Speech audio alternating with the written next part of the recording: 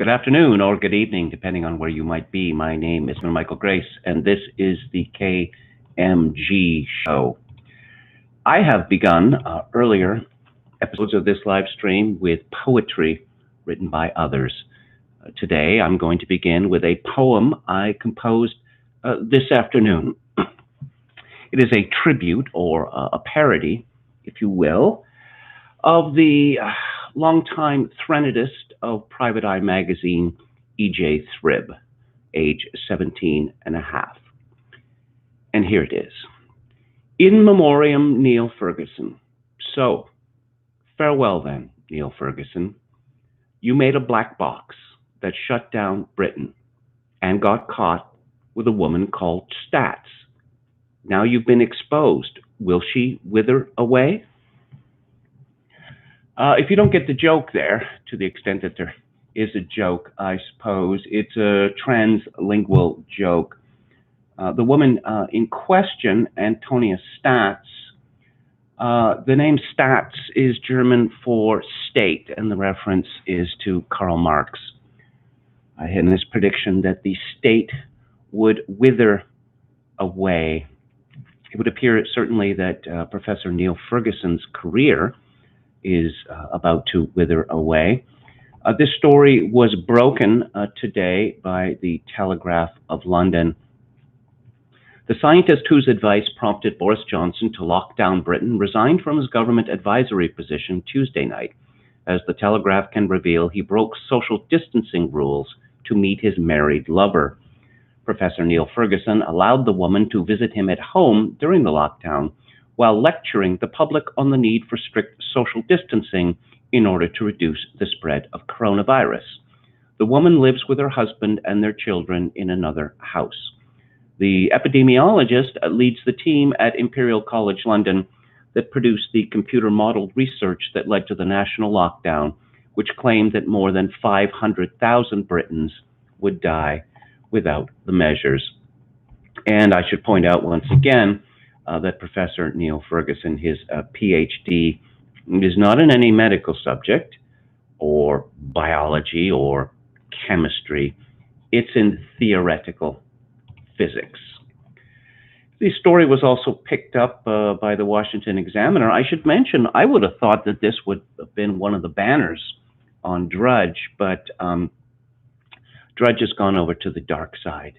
It's all panic all the time at the Drudge report. And so I accept I made an error of judgment and took the wrong course of action. I have therefore stepped back. People don't say, resigned anymore. They've stepped back or suspended their campaigns from my involvement in SAGE, which is the Scientific Advisory Group for Emergencies.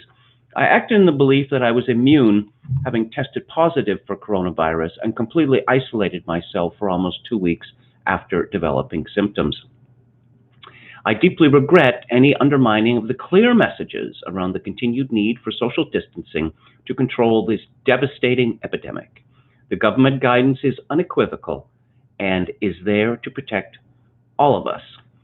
Stats, who lives in South London, reportedly traveled across the city to visit Ferguson on March 30th and March 8th, despite telling friends she suspected her husband had contracted the coronavirus.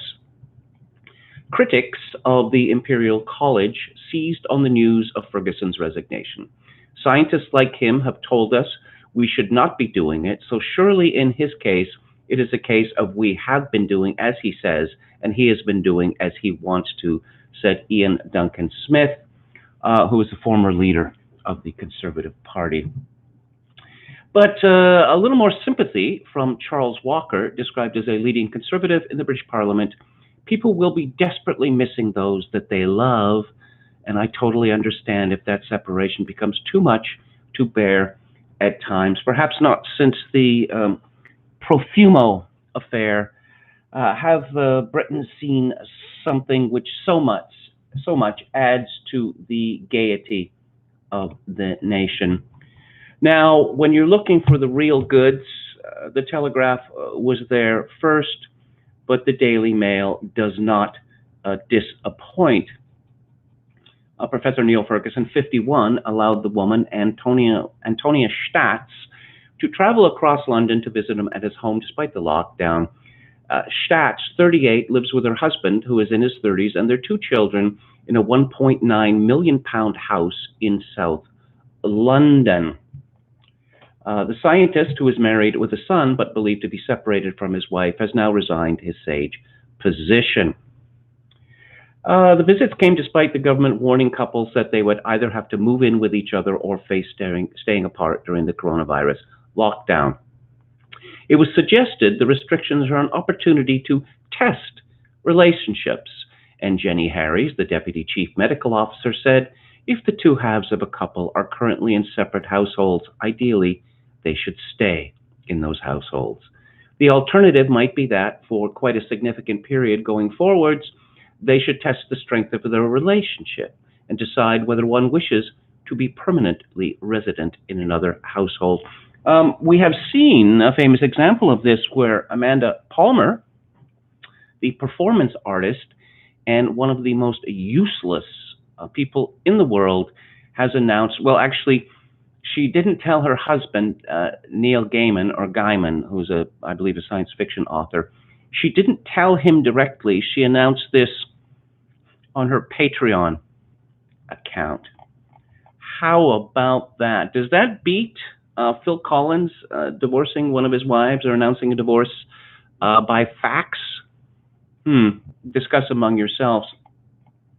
There are a couple of pictures here from the Mail of Antonia Statz, and I must say that she is a gorgeous woman.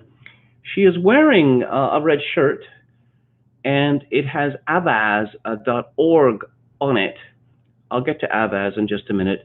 She is holding the knocker at the door knocker at 10 Downing Street, and she is holding a box that say 1 million say #end fossil fuel subsidies.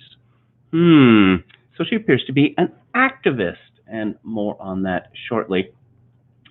The lovely Antonia Statz, she does appear a little hippie in this picture, but perhaps she was pregnant when the picture was taken. Professor Ferguson is thought to have met Ms. Statz's husband, and they share an interest in data science, the euphemism of the day, surely, and perhaps the euphemism of the year. He is said to have met Ms. Statz through the online dating site OkCupid more than a year ago. The first of Statz' visits to Professor Ferguson was on Monday, March 30th, a week into coronavirus lockdown. He appeared on the BBC Today program at 7:50 a.m. that day, with Ms. Statz thought to be at the house at the time. The visit coincided with a public warning by Professor Ferguson that the lockdown measures would have to remain until at least June. Statz, who is a left-wing campaigner, made a second visit to Professor Ferguson on April 8th, despite reportedly telling friends that she suspected her own husband, an academic in his 30s, had symptoms of coronavirus. She and her husband live, as previously mentioned, in a 1.9 million home with their two children and are understood to be in an open relationship. Oh, this gets better and better. She grew up in Izny, South Germany, went to university in Berlin, and came to London in 2003, earning a master's in Asian politics from the School of Oriental and African Studies, where her husband works. In a podcast on March 31st, Statz said of the lockdown, "I think it's also a strain on," maybe strained has sounded too negative, but it's an interesting relationship challenge for Chris, that's her husband, and my relationship. She has worked for Avaaz, and in 2017, she was pictured protesting alongside Parliament next to puppets of Theresa May and Rupert Murdoch while holding a banner that read, "Stop Murdoch pulling the strings." Statz has insisted her actions to visit the scientist are not hypocritical, as she considers the households to be one. It's a throuple, in other words. And to paraphrase, a greater love hath no man than this, that a man lay down his career for polyamory. What a delightful What an absolutely delightful turn of events. Uh, so the Daily Mail has lots of background information on Ferguson and his, shall we say, infamous black box, which is thousands of lines of undocumented C code, which was written over 13 years ago, and which he has refused to release to the public. Yes, let's see. Professor Michael Thrusfield of Edinburgh University said Professor Ferguson was previously instrumental in modeling that led to the cull of more than 6 million animals during the foot and mouth outbreak in 2001, which left rural Britain economically devastated. And since this cull was wholly unnecessary, so Professor Ferguson has moved on from devastating rural England to just devastating Britain entirely. Professor Thrusfield, an expert in animal diseases, claimed the model made incorrect assumptions about how foot and mouth disease was transmitted, and in a 2006 review, he claimed Imperial's foot and mouth model was not fit for purpose, while in 2011 he said it was severely flawed. He told the Daily Telegraph the episode was a cautionary tale about the limits of mathematical modeling, and he felt a sense of déjà vu about the current situation. Ferguson also predicted that many thousands of Britons would die of foot and mouth disease, and I believe it was a couple of hundred at best. But Britain is still in hock to this infamous model. A scientific paper published by Ferguson and his colleagues on the Imperial College COVID-19 response team was credited for persuading Boris Johnson's government to ramp up the response to the coronavirus. The paper predicted that the government's original plan to mitigate the outbreak instead of trying to stop it could have led to 250,000 people dying. If no action at all had been taken against the coronavirus, it would have claimed 510,000 lives. Had the government stuck with their strategy of trying to mitigate the spread with limited measures such as home isolation with those with symptoms, this number would be roughly halved to 260,000. Of course, the numbers are nowhere near that. The coronavirus outbreak is worse than anything the world has seen since the 1918 Spanish flu pandemic, according to the Imperial College report. And as far as the United States go, called for more deaths in the United States than the Spanish flu. Ferguson, as I pointed out many times, has been wrong again and again and again and again, but he appears to be bulletproof. I don't know what's going to happen here. Maybe there could be a tremendous wave of sympathy for this man. I suppose The Guardian, there'll be plenty of sympathy there, probably from the Independent. As for ordinary Britons, I suspect that many of them will be enraged, and that many of them are just as delighted by this turn of events as I have been. So, yes, Antonio Stats is, she works for Avaaz. According to, she's a senior campaigner at Avaaz, according to LinkedIn. And what is, oh yes, someone sent me, someone at Tempest Tossed, sent me a tweet saying she was just trying to combat fake news. Give a girl a break. And here is what I believe is a Facebook posting from the lovely Antonio Stats. Come work with me. You may have seen me post about disinformation once or twice these 2 past years. So, okay, so here we have Professor Ferguson, who is ginning up hysteria over COVID-19, and his loyal thruple partner is working against disinformation and misinformation. Surely a match made in heaven. She continues, well, ever fancied working on stopping lies from going viral? Coming up with smart strategies to get platforms and regulators to take stronger action? Here's your chance. Come apply and pass this along to anyone you think would be great. And so, according to Wikipedia, Avaaz, a US-based nonprofit organization launched in January 2007, promotes global activism on issues such as climate change, human rights, animal rights, corruption, poverty, and conflict. The UK-based newspaper, The Guardian, considers it the globe's largest and most powerful online activist network. The name chosen for the community is a romanization of a word meaning voice in various languages, such as Hindi and Urdu. Avaaz was co-founded by Res Publica, a community of public sector professionals dedicated to promoting good governance, civic virtue, and deliberative democracy, and MoveOn.org, an American nonprofit progressive public policy advocacy group.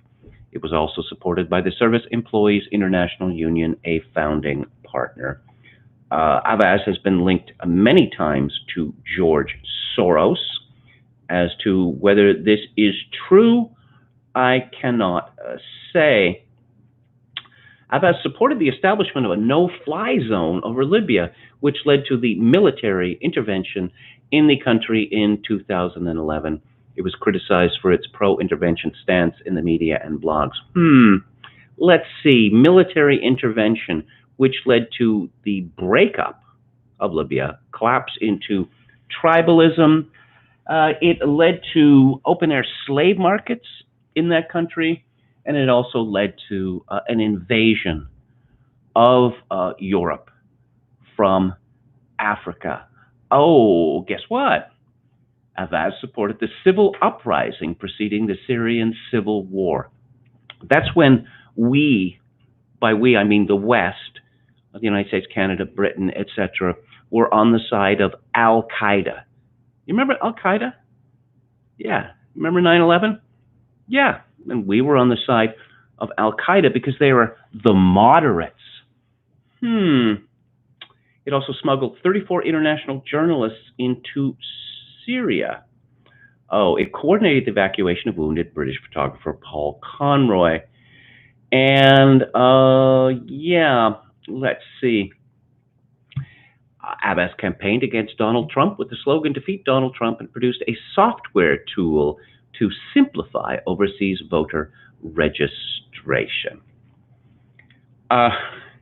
Yes, how about that? Now, I'm at their site now, and answering the Maasai cry for help. The Maasai are a tribe in East Africa who drink milk and blood, much romanticized in the West, even by Leni Riefenstahl, the former Nazi propagandist.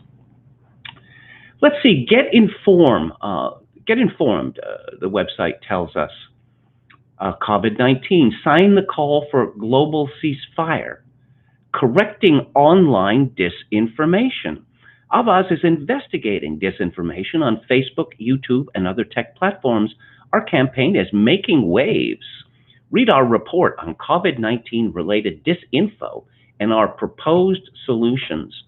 I'm going to go out on a limb and suggest that one of their proposed solutions is censorship. Let's see how Facebook can flatten the curve of the coronavirus infodemic. Studies indicate Facebook is rife with bogus cures and conspiracy theories that remain on the platform long enough to put millions of people at risk. You know, like that conspiracy theory, which turned out to be true, that Anthony Fauci directed efforts for the United States to outsource the creation of monster germs from the United States to the Wuhan lab in China and provided millions of dollars in taxpayer funds through the National Institutes of Health. That conspiracy theory? Let's see, why is YouTube broadcasting climate misinformation to millions? US 2020, another Facebook disinformation election? Is fake news making us sick? Megaphone for hate, disinformation, and hate speech on Facebook during Assam's citizenship court, EU disinformation report, WhatsApp, social media's dark web, yellow vests flooded by fake news. So clearly, Avaaz is, well, they're a censorship organization. And you can't hold opinions which disagree or even question the hegemonic narrative, because that is misinformation, disinformation, and it literally kills people. That is certainly the line that Facebook and YouTube have taken, with the CEO of YouTube saying that YouTube will not allow videos which disagree with the World Health Organization, that universally, how would I say, respected, lauded organization. And I found on Flickr a whole bunch of photographs of the lovely Antonius, and she really is a very attractive blonde, I must say. And in front of 10 Downing Street, with another woman wearing a Friends of the Earth t-shirt, and another woman wearing a t-shirt that's as if it's an answer to a text, and it says 350. I have no idea what that could possibly mean. And there's pictures of them marching, and they're getting closer and closer. What is 350.org, by the way? Let's stop the climate crisis. Okay, so that's what 350 is. I don't. Oh, and another woman's wearing a shirt that says "See things differently." That this is deeply ironic because, of course, they don't want anyone to see things differently. They believe in one world and one opinion. And yes. Oh, and there's a policewoman wearing the stupid hats, and she's doing something with the box which contains petitions in it. Let's see. End fossil fuel subsidies in polluters we don't trust. $1 trillion dirty dollars. 751,367 people say G20 turn this trillion green.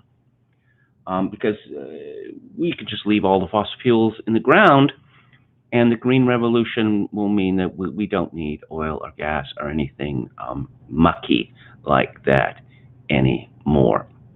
Of course, this would lead to a Malthusian die-off, the destruction of industry and the economy as we have known it for, I don't know, a century or two or more.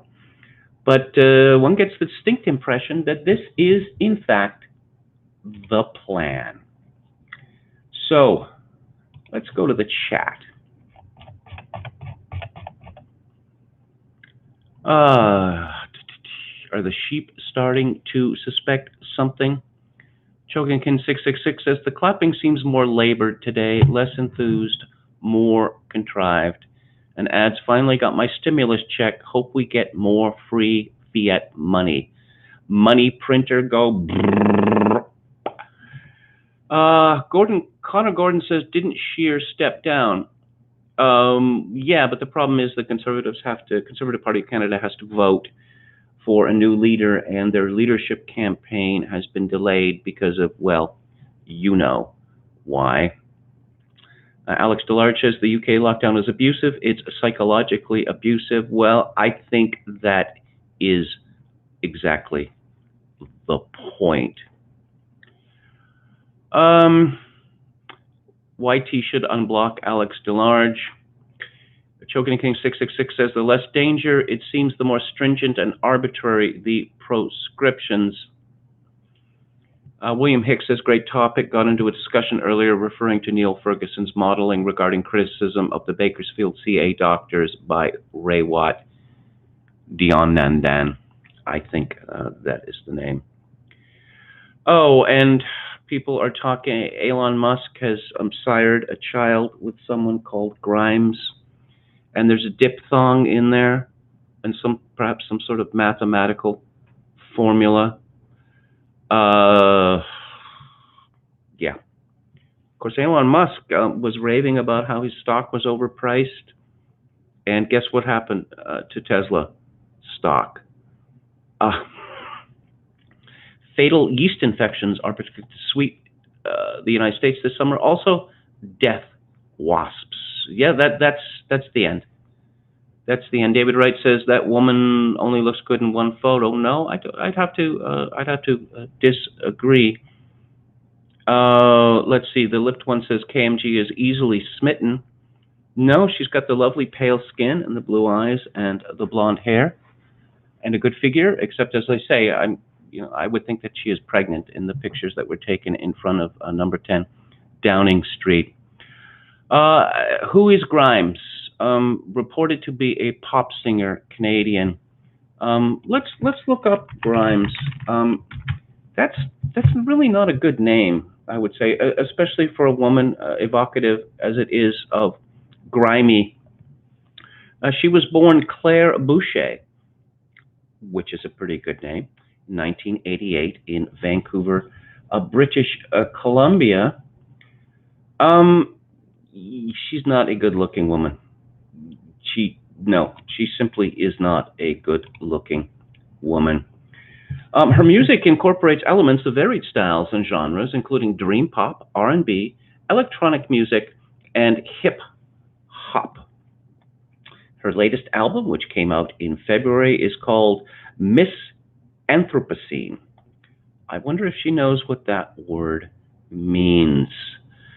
Her mother is a former Crown prosecutor and arts advocate. Her father, a former banker, works in the business side of biotech. So you may have noticed that increasingly pop stars, that their parents are rich. Who's Lana Del Rey? She styles herself, where her father essentially bought her career and bought the plastic surgery, which made her, well, pretty much unrecognizable. Yes, so they have a child, and it has a disgusting name.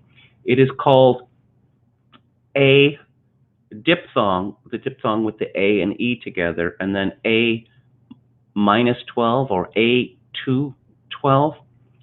According to Wikipedia, California law dictates that legal names can only include the 26 letters of the English alphabet. Well, I must say I am glad to hear that.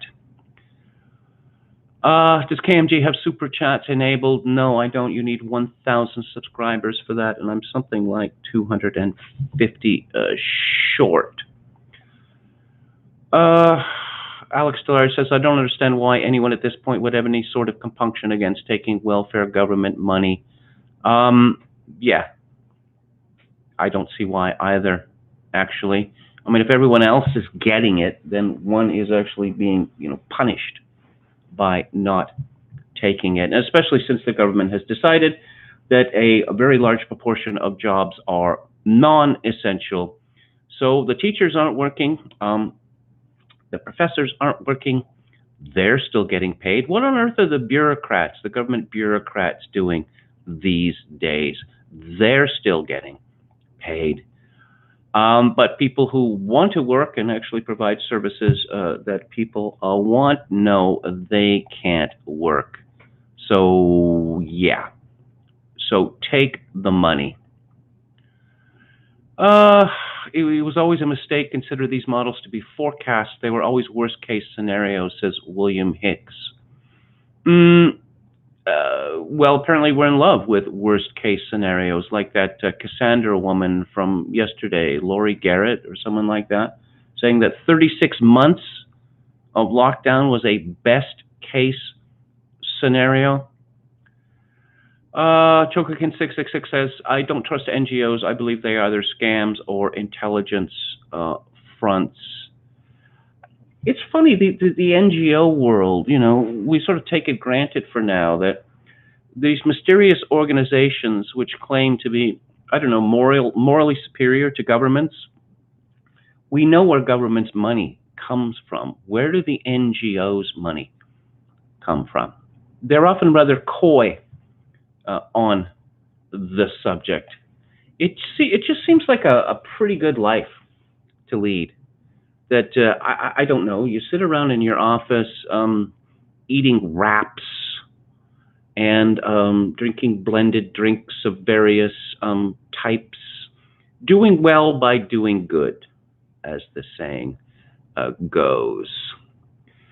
Jaco Raipala says Helsinki is dying, going to be majority Arab and African in a few decades. Finns and Swedes are rapidly moving away to neighboring towns. I'm very sad to hear that because Helsinki has always been one of the places that I haven't been to, that I've always wanted to go to because my musical idol is Jean Sibelius. Okay, so let's, of course, as far as the demographics of Finland and the Scandinavian countries, all that could change very quickly indeed. I put on my list of topics, I will not eat the bugs, I will not live in a pod. That does seem to be the plan for us. I mentioned earlier, we can just let all the oil and the gas stay in the ground. We should demand that it not be taken from the ground.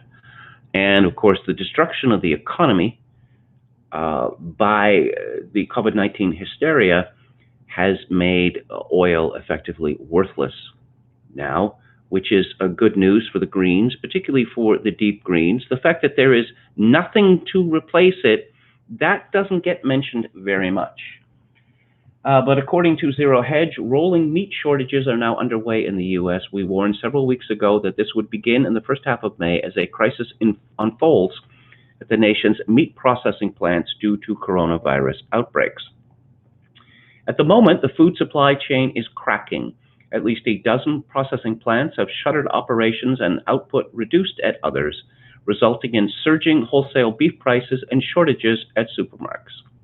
The first signs of a shortage materialized last Friday when supermarket chain Kroger said that it has put purchase limits on ground beef and fresh pork. Now it appears the shortage has hit some fast food restaurants. There have been purchase limits on meat at Save On Foods in Canada for weeks now. Just as Americans are breaking out of their government-enforced stay-at-home orders and craving fast food, many have taken to social media to voice outrage that patty shortages are appearing at numerous Wendy's restaurants at various states. Stevens analyst James Rutherford noted 18% of Wendy's restaurants are completely sold out of beef items as of Wednesday evening, according to Bloomberg. 1,043 Wendy's units were selling zero beef items yesterday evening, but within the figure, about 128 restaurants were still selling beef chili. The shortage varies across the country, and some restaurants still have full menus, while states like Ohio, Michigan, Tennessee, Connecticut, and New York are fully out of fresh beef. The note also said Wendy's is more exposed to meat shortages because of its reliance on fresh beef compared to the competitors. Yeah, that's the idea. The idea is that beef is bad for the environment, and it's bad because it's wicked that we kill animals to eat them as well as to use their leather and other parts of them. So we should all go vegan or even start eating bugs. I must confess I was rather surprised by how quickly the bug notion has taken off. But you see, if you can sell this as a necessity, it's much easier to get around it. And why are these meat processing plants closing? Because people are, workers there are testing positive for COVID-19.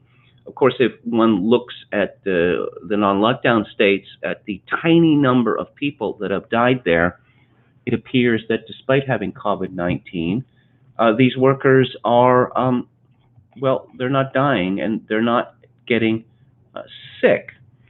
According to Forbes, Wendy's is not the only fast food restaurant suffering from patty shortages. McDonald's supply chain in Canada has come under pressure and started to source beef products outside the country. Cargill plant, major Cargill plant, what, Calgary or outside Calgary? A very large number indeed of their employees tested positive for COVID-19, but as my understanding, once again, very few of them are symptomatic. Donald Trump tweeted today, governors should let roads and highway construction begin before heavy traffic starts, which will be soon. Some governors never stopped, which proved to be very smart. They built and fixed roads during long no traffic periods, also saved big dollars. Melissa A., or the right Melissa, responded, President Trump, millions of Americans are now living under the tyranny of Democrat governors who have seized on this virus as an excuse for a massive power grab and full control over citizens. Our Constitution is not suspended. Our rights and freedoms are being taken as we watch. According to the Washington Post, Trump cheers on governors as they ignore White House coronavirus guidelines in race to reopen. States across the country are moving swiftly to reopen their economies despite failing to achieve benchmarks laid out by the White House. A slew of states, such as Texas, Indiana, Colorado, and Florida, have pushed forward with relaxing social distancing guidelines as the number of people testing positive in many states has increased in recent weeks and testing continues to lag. White House recommendations released last month encourage states to wait to see a decline in cases over a 2-week period. Oh yes, the wait 2 weeks and flatten the curve. This underscores how an eagerness by Trump and several state governors to begin restarting normal activities after a weeks-long economic shutdown has clashed with a stubbornly high national caseload that has defied the president's predictions of a swift and safe reopening. It also marks another round of confusing guidance during the outbreak from Trump. So, obviously whatever Trump does is going to be bad. He's going to be blamed for killing tens of thousands or perhaps hundreds of thousands of people.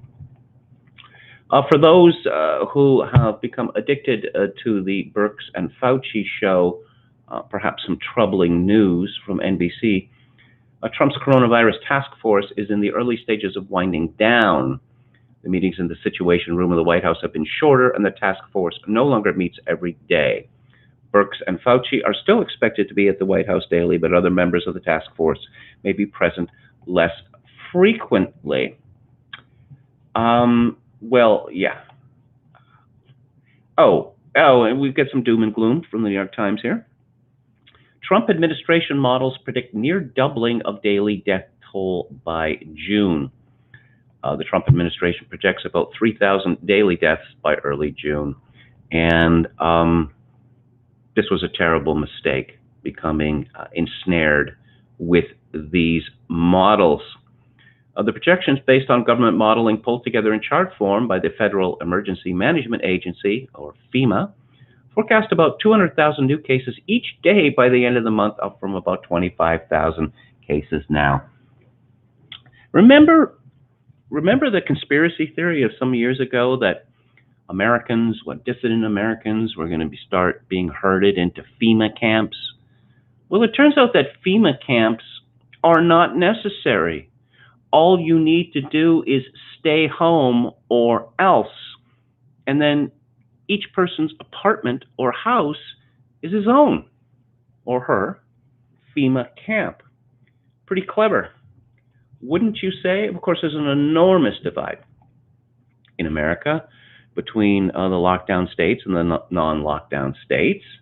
And there's no question in my mind that the lockdown states are determined to exploit COVID-19 for political advantage. Oh, and this is from Reuters. New projection puts U.S. COVID-19 deaths at nearly 135,000 by August. And this is from the Institute for Health Metrics and Evaluation at the University of Washington. The University of Washington, what major company is headquartered in Washington? Microsoft. Who's the co-founder of Microsoft? That would be Bill Gates. And who is the man responsible for the Institute for Health Metrics and Evaluation? Why, that would be Bill Gates, wouldn't it?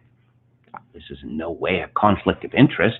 The fact that Bill Gates has made it clear that everything should stay in place until a vaccine is developed, I suppose that is irrelevant too. This new model is the basis for the sobering new estimate of U.S. deaths, said IHME Director Christopher Murray. The IMHE said its new model assumes that public health orders that are currently in place will stay in place until infections are minimized.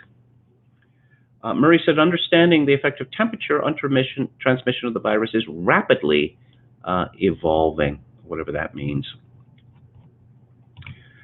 Oh, consider human costs in economic reopenings, Cuomo urges. That would be the Love Gov, or Governor Death, as I call him. According to the Associated Press, he argued that officials who are reopening economies need to be upfront about the human costs. New York City Mayor Bill de Blasio said he is adding staff to the city's deluged 311 helpline and police prepared for nightly subway closures. Cuomo said the national debate over when to reopen outbreak-ravaged economies ultimately boils down to the value placed on people's lives. How much is a human life worth? Cuomo asked at his daily news briefing. That's the real discussion that no one is admitting openly or freely, but we should. This is the same man who is responsible for the needless death of thousands of New Yorkers because he forced many thousands of New Yorkers who had COVID-19, they had the symptoms and they tested positive, into old age homes which were in no fit position to take them. And the media, this is not a conspiracy theory, this is a fact. And the media has decided simply to ignore this because Cuomo is the anti-Trump, as they see it. Let's see, the 230 new deaths reported by Cuomo were up slightly from the previous day, but far lower than the daily peak of 799 on April the 8th. Well, April the 8th was 4 weeks ago. So the curve is well and truly flattened. The state total doesn't include more than 5,300 New York City deaths that were blamed on the virus on death certificates, but weren't confirmed by a lab test. Once again, if you're going to ascribe every single death to COVID-19, then the numbers are going to be truly stupendous. New York's hospitalization rates continue to drop, with 659 new admissions reported Monday, the lowest number since March. April, May. Okay, so more than a month ago. There were 9,600 patients hospitalized overall, and what is the capacity there? It's something like 90,000. So what are we at, like 12% capacity in New York State hospitals? This is also something that the media does not want to report on for obvious reasons. So numbers. William Briggs, Cornell University, that's an Ivy League school.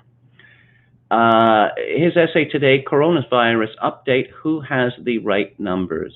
And he has a quotation from Eric Hoffer, the longshoreman philosopher.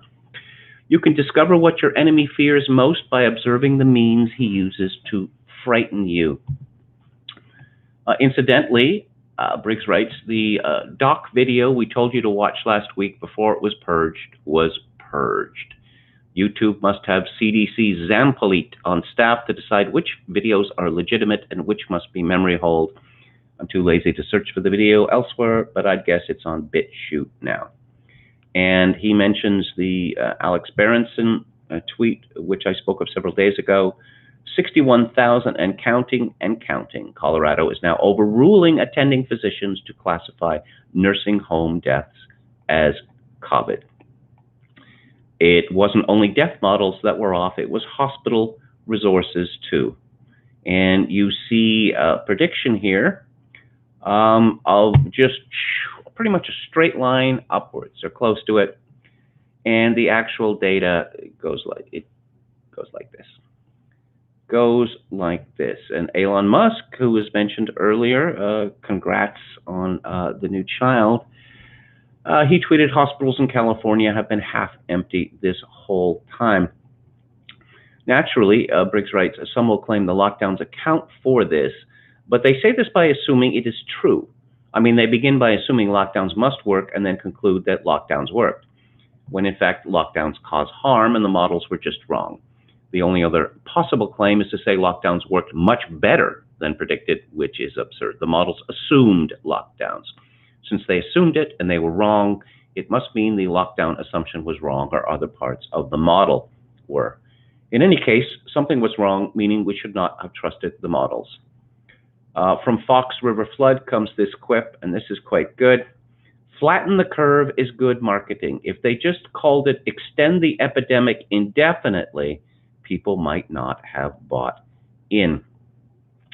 Someone, AJ Plus, tweeted 300 plus workers at a Missouri pork plant have tested positive for COVID-19. Most had no symptoms. That's good news, right? Meat plant workers often work shoulder to shoulder and are overwhelmingly immigrants or minorities. And they're the best people on earth. President Trump, I should say illegal immigrants, President Trump has ordered plants to stay open despite at least 20 deaths. Yes, the media has managed to turn this, what should be good news, into fear. We've been using the COVID tracking project for our reports. As I've told you from day one, other sources differ. As of 8 p.m. Monday, EST, our source says 62,806 reported deaths. The CDC on one of its sites says of May 4th, 38,576. That is an enormous discrepancy. The CDC also reports death with pneumonia and COVID at 17,122. Now, I think this is a proper and meaning you can't add these to the COVID total, but I don't know. It may be that the report of COVID alone is without pneumonia. I can't make out from the description what they mean, but if that's right, then there would be 55,698 total reported deaths, still 7,000 less than our source. Kind of odd, too, that there are only 508,086 reported flu deaths since the 1st of February. There were 92,615 reports death with the word pneumonia, flu, or COVID. Okay, just a personal note. I was informed over the weekend that my father, who has COVID-19, he's 89 years old, and is in a long-term care facility outside Vancouver, that he had 24 hours to live. Well, he's still alive, as far as I know, today. And one of my brothers spoke to a nurse at this facility, and it was a strange conversation because my brother asked, well, what is my father sick with? What is he dying of? And the nurse said, COVID-19. And my brother said, no, what is he actually dying of? Is it pneumonia? Is it embolisms? Has he had a stroke? You know, what is it? Oh, it's COVID-19, which is absolutely useless. So Briggs writes, what's causing those other deaths in the peak? Not flu, not corona. By assumption, yes. Those deaths are caused by other things, even in the peak. How do we know the assumption is correct, given how variable death certificates are with flu? We don't. It's always an estimate. In other words, as I have been saying, it's a mess. The per 100,000 weekly death rates going back to 2009, and they go like this. They go like this. With underreporting, there's still a chance the dreaded coronavirus will beat the 2017 to 2018 flu season, getting harder and harder, though. Be careful how you place your bets. Again, this problem of large numbers, and the longer this farce goes on, the more I'm convinced that the great majority of people in North America, well, I guess in Britain, everywhere else in the Western world, find it exceedingly difficult to understand any number higher than 1,000. Oh, the coronavirus deaths are going to be this stupendous number. How many people normally die of flu and pneumonia every year, every season? They don't know that. So we're just going to roll out this what seems to be a tremendously high number, and keeping in mind that about 2.8 million Americans die every year. So Briggs talks about the $100,000 model prediction, this one from the Network Science Institute at Northeastern University. That death toll would increase to over 1 million in an unmitigated scenario, according to the projections that are among those used by the CDC to forecast the pandemic. Nice source for various predictions. Compare these to the actual totals below. And the Times somehow got a hold of a FEMA chart based on numbers put together by the CDC. How they got a hold of it is an interesting question. Most of us are already grimly inured to daily reports of 1,500 to 2,000 dead and 30,000 more infected. Imagine how more inured we'll be like on June 1st if this data pans out. Yeah. Somehow that the model has predicted so badly so far, it's proof it's worse than we thought. And this is the new line. That, yeah, okay, the lockdown worked, but apparently the lockdown failed because apparently the numbers are spinning out of control. Now, both those things cannot be true at the same time. How do we know how many people have actually died of causes that can be directly rated, or you can put to prioritize COVID-19 at the top? Well, we're just going to assume that everyone who dies in old age nursing home, long-term care facility, that it was COVID-19 that caused their death. But, I just reported this conversation that my brother had with a nurse at the hospital where my father is, that this fellow, he doesn't seem to understand how we decide, what people die of or what has sickened them. As I mentioned some weeks ago, 90% of adult Americans have the Epstein-Barr virus in their body. The Epstein-Barr virus causes mononucleosis. It also causes other illnesses. It was linked some years ago, you don't hear very much about that anymore, with something called chronic fatigue syndrome that many, many people claim to suffer for. But if we were to postulate that Epstein-Barr was now a deadly virus, then it would be possible to ascribe 90% of all deaths in the United States, or all deaths of adults. About 50% of children age 5 have Epstein-Barr already. But of adults, we could ascribe 90% of all deaths to Epstein-Barr. And we see a strange situation in the United States where the number of total cases is going like this. The number of total deaths is going like this. Oh, so numbers.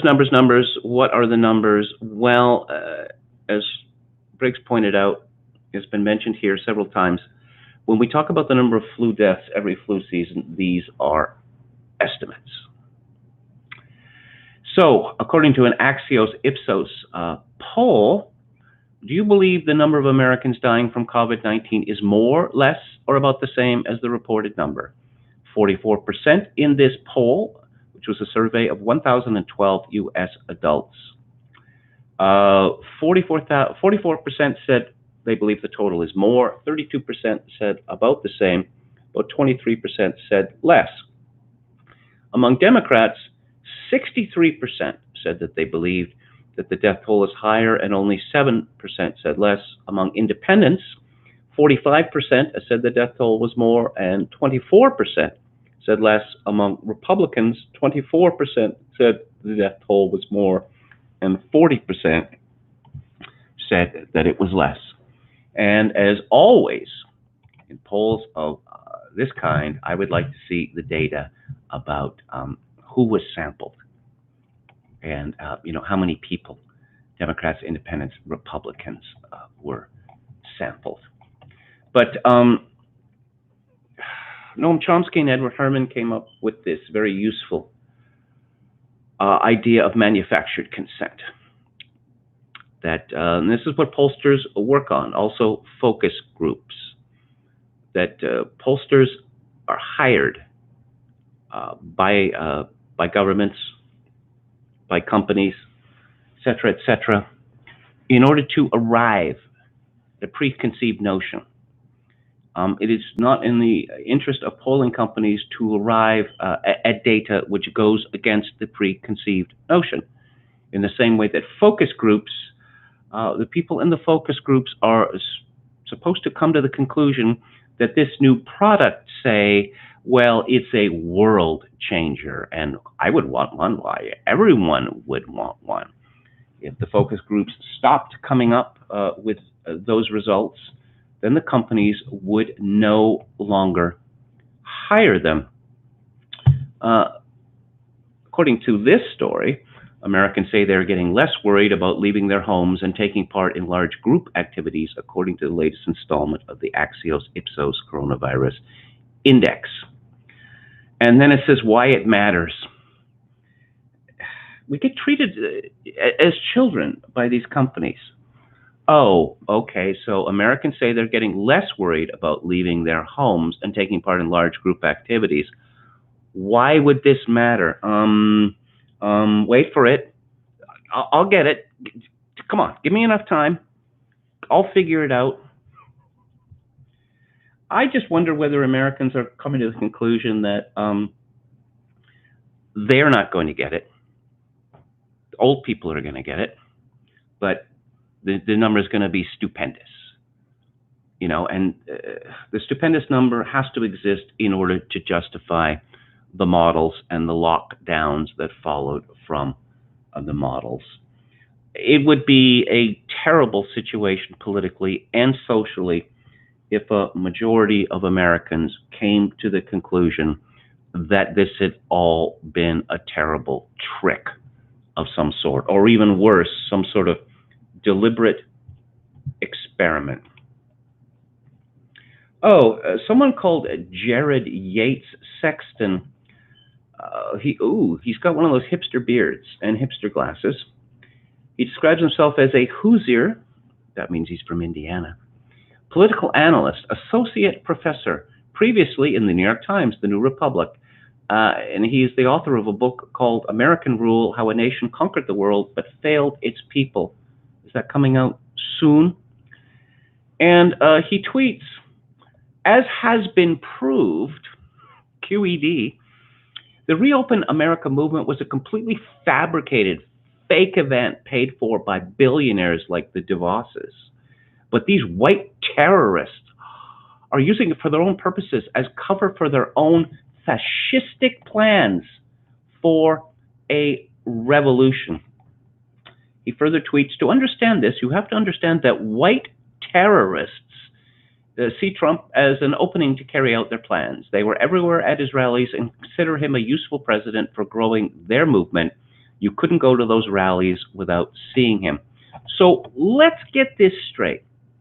Trump, the man who wants to reopen America, is the fascist, while those governors and mayors who want it locked down forever with civil rights suppressed are the anti-fascist. That is some impressive mental gymnastics. Credit where due. The Daily Mail has a story, and it's not the first of its kind, about Sarah Silverman. Apparently, Sarah Silverman has some things that are coming up. She's part of some documentary about LSD, and I get the impression from the advertising that they've come to the conclusion that LSD is pretty cool, pretty useful. Have a good trip. Adventures in psychedelics. And Sarah Silverman always has something on the go, but of late, she has been ensconced in her New York City apartment with her personal assistant, Annie Siegel. And guess what they do every day at 7 o'clock? And there's a picture of them, Silverman and Siegel, and Siegel is banging on a pot, and Sarah Silverman is banging on a frying pan. And here she is holding a megaphone, or loudhailer, as they say. In England, and my comment to this was, being locked down in New York City is one thing. Being locked down in New York City while being harangued over a megaphone by Sarah Silverman is quite another. Cruel and unusual punishment, or meet and just? You decide. I'll let you discuss that in the chat. But there's the usual self-affirming, patting herself on the back stuff. Every day at 7 p.m. in New York City, people open their window or stand on their fire escapes and bang pots and pans and howl and cheer on appreciation for our healthcare workers, grocery store workers, and delivery people. It makes us feel connected and that we aren't alone. I live for every 7 to 7:03 p.m. Is that sufficient? Is 3 minutes sufficient?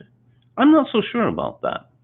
I think maybe 5 minutes or 10 minutes or perhaps half an hour would be more to the point. It's unclear if Silverman had Siegel move in full-time to be her quarantine partner. Wouldn't that be illegal? But they certainly enjoy playing video games like Call of Duties, and I checked her Instagram, and she's got a picture of herself playing Call of Duty with this woman Siegel, talking about how fun it is to kill Nazis, because you got to keep them down, because the white terrorists, they're hydra-headed, one might say, just like COVID-19. There's a kind of a sour note here where the Mail says the New Hampshire-born brunette also took part in Gadot's, or Gatto, I don't know how it's pronounced, cringy campaign, where over 20 privileged celebrities did a sing-along to John Lennon's 1971 hit Imagine. Sarah's musical, based on her 2010 memoir, The Bedwetter, which was set to open June 10th at the Atlantic Theatre Company, was indefinitely postponed due to the coronavirus, and that's very sad indeed. I was reminded years ago, she's always going on, Sarah Silverman, about being a bedwetter, not just a bedwetter as a child, but being a bedwetter as an adult. One would think that's not the sort of thing that one would want men to know about. And, Sarah, she has a new boyfriend every year or two or so. That's terribly off-putting, isn't it?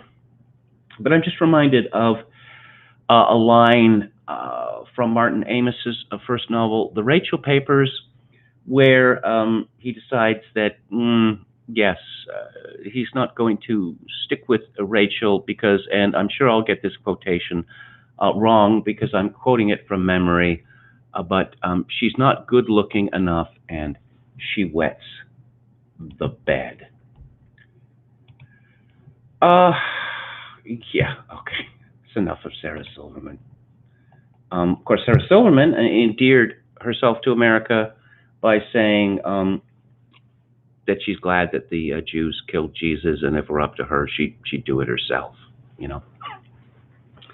It's lucky for her that I suppose niche power is pretty powerful in America. It seems to keep her wealthy, if not wealthy, but I don't know, wealthy enough to sit in an apartment and play Call of Duty all day. So who is our quarantine hero? Or the quarantine crasher, as the Daily Mail would have him? That would be Vince Vaughn. I've always liked Vince Vaughn. He proves he's a rebel as he steps out in LA with no mask or gloves. socializes with friends, and eats a burger with his unwashed hand. Um, every hand is an unwashed hand. I suppose when you pull it out from underneath the faucet and then dry it, immediately all this bacteria starts, appearing on your hand. The oil, you get the oil comes back. An unwashed hand. Well, the relevant question would be, how long did he go without washing his hand? And is there a rule there? Vince Vaughn appeared to be flouting social distancing guidelines at a time when all of Los Angeles County is under strict orders. Vince ran into some friends who also weren't wearing any protective covering either, and they all stood very close while chatting. Don't they have a snitch line? He grabbed a burger with his 6-year-old son, Vernon. That's a pretty traditional name there for someone from Hollywood, I must say, in Manhattan Beach on Friday. The LA County Public Health website reads, "Our best community and individual defense against COVID-19 is to wash our hands frequently, avoid touching our eyes, nose, and mouth with unwashed hands." Again, my caveat about, unwashed hands. Avoid being around sick people. That's pretty good advice at any time. And practicing physical distancing, especially by staying at home. I suppose I've been on about this from the very beginning of this live stream and the previous live stream I was on. If one cannot touch one's face with one's hands, what is one supposed to do with one hand? And you don't get to make the, the Rodin thinker pose, or the other, all those sort of poses. I don't know. I don't know if I could live in a world like that. Vince appears to be having a good time with his son and his son's friends, but we can't have that. We can't have people going out with their children and having a good time because, everyone is going to die. Okay, so let's go back to the chat. Someone had it and was cured. Edward Richardson says China 2003 to 2004 lab leak of SARS. Okay. Driss Dudo said, I had COVID 8 and 9. I skipped some seasons.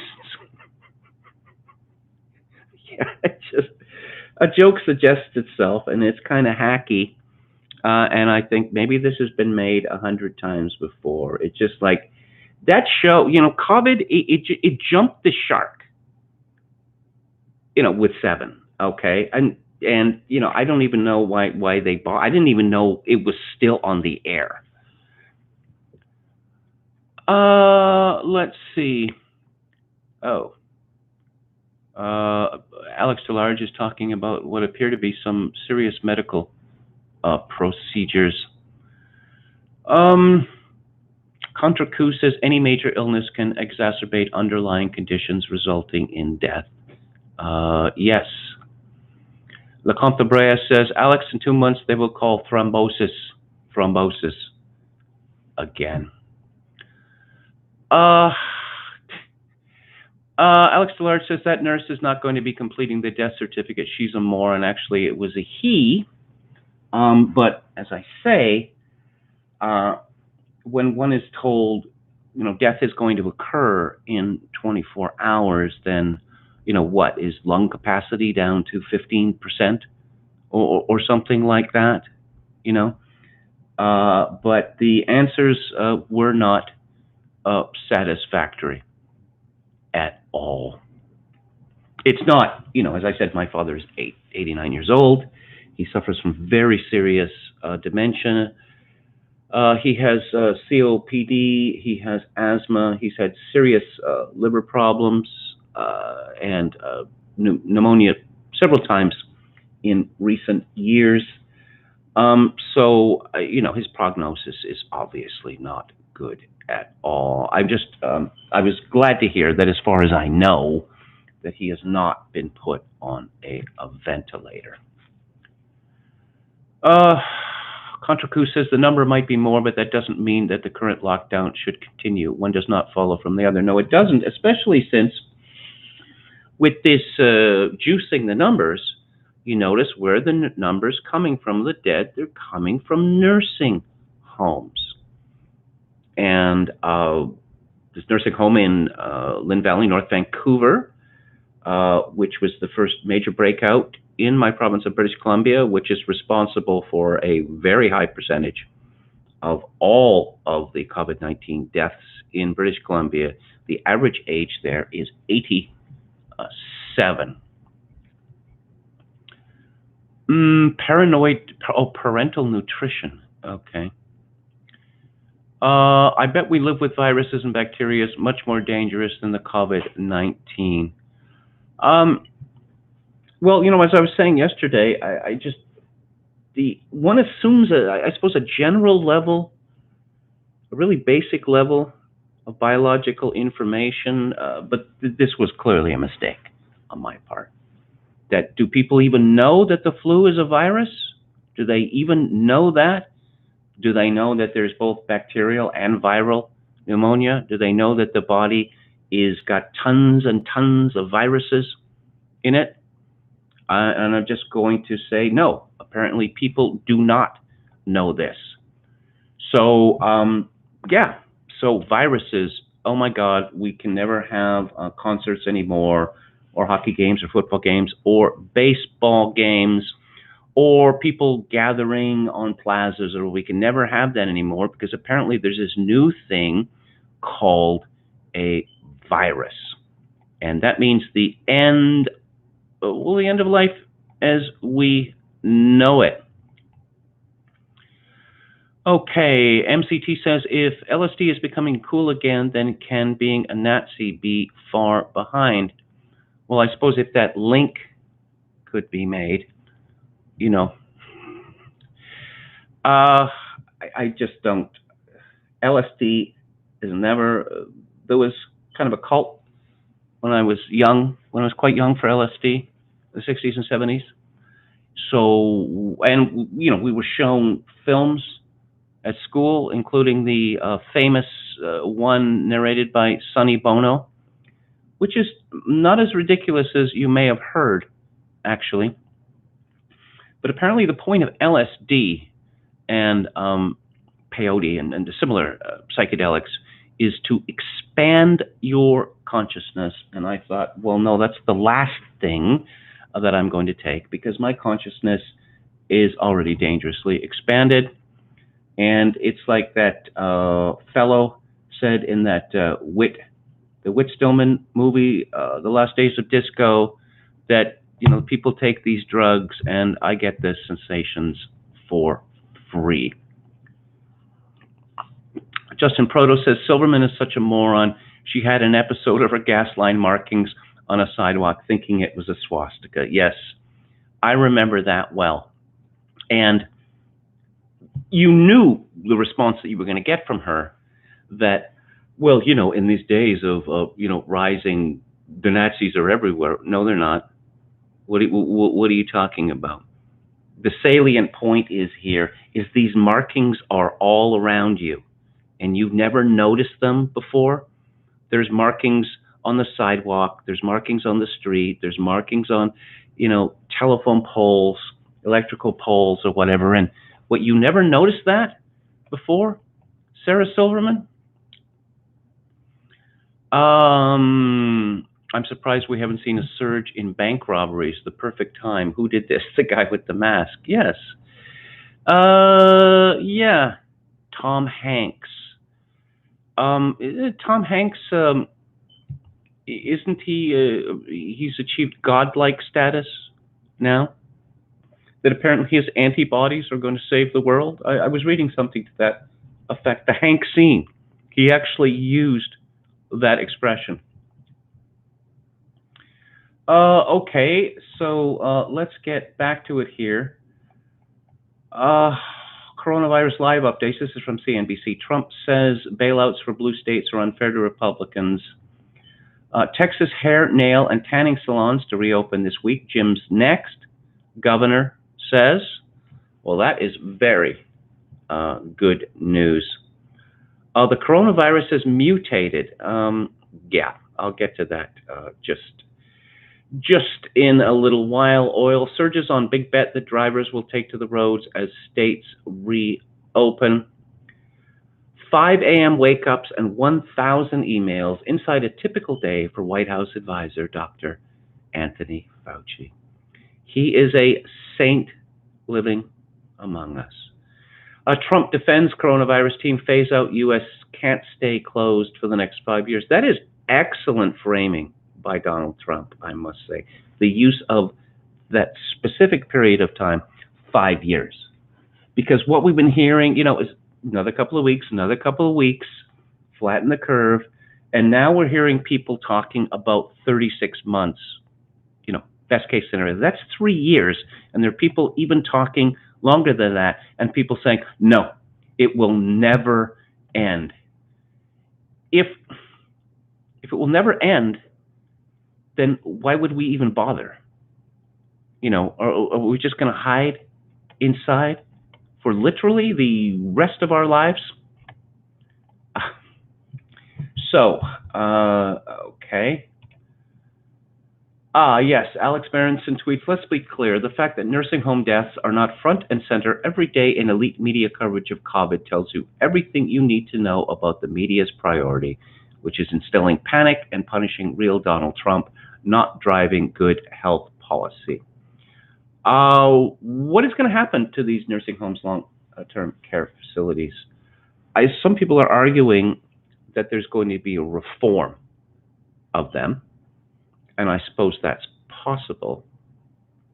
But there's another more terrible possibility, it seems to me, which is there might be a popular embrace of euthanasia, and not just for those people who say that they're suffering unbearable pain.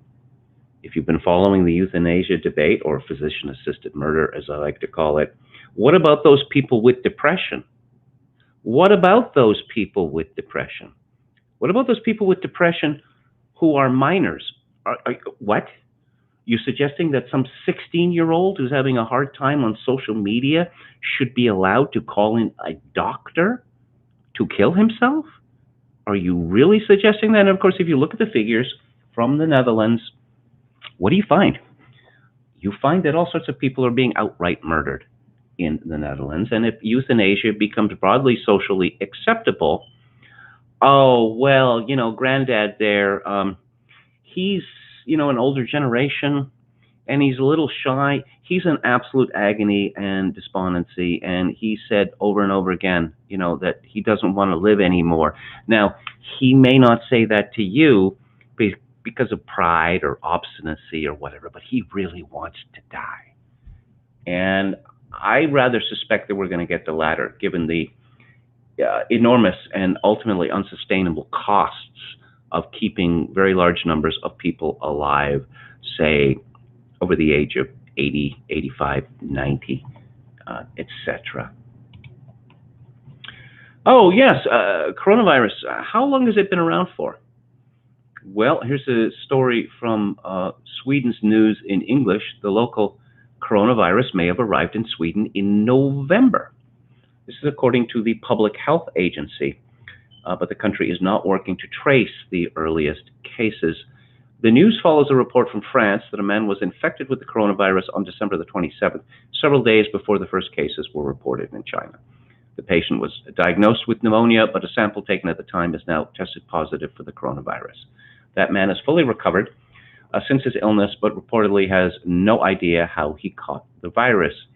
Well, I'm going to suggest what seems fairly obvious, that an enormous number of people have been exposed all over the world to coronavirus. And China kept this secret, and testing did not begin for quite some time. And he caught the virus because there's all these other people that have the virus. And this lockdown nonsense didn't start until pretty late in the game, which suggests that a fair degree of herd immunity already exists. Professor Carol Sikora writes, scientists in Arizona have detected a mutation in a coronavirus sample. Don't be alarmed, it has lost some of its potency.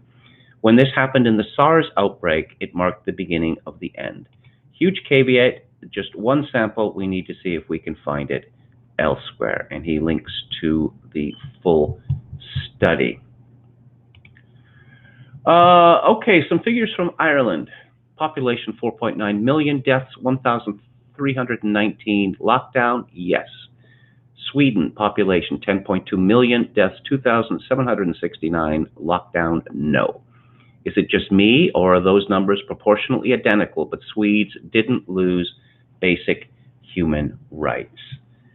But can we really have said to have, had the full COVID-19 experience if we were not truly terrified, scared to death, and stripped of our most basic human rights? I think that that's the important question here.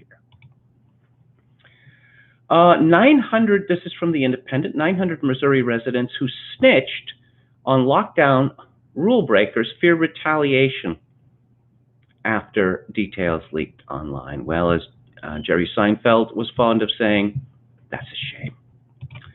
Hundreds of Missouri residents have had their personal details shared online after the publication of a document that recorded reports made against those flouting lockdown measures.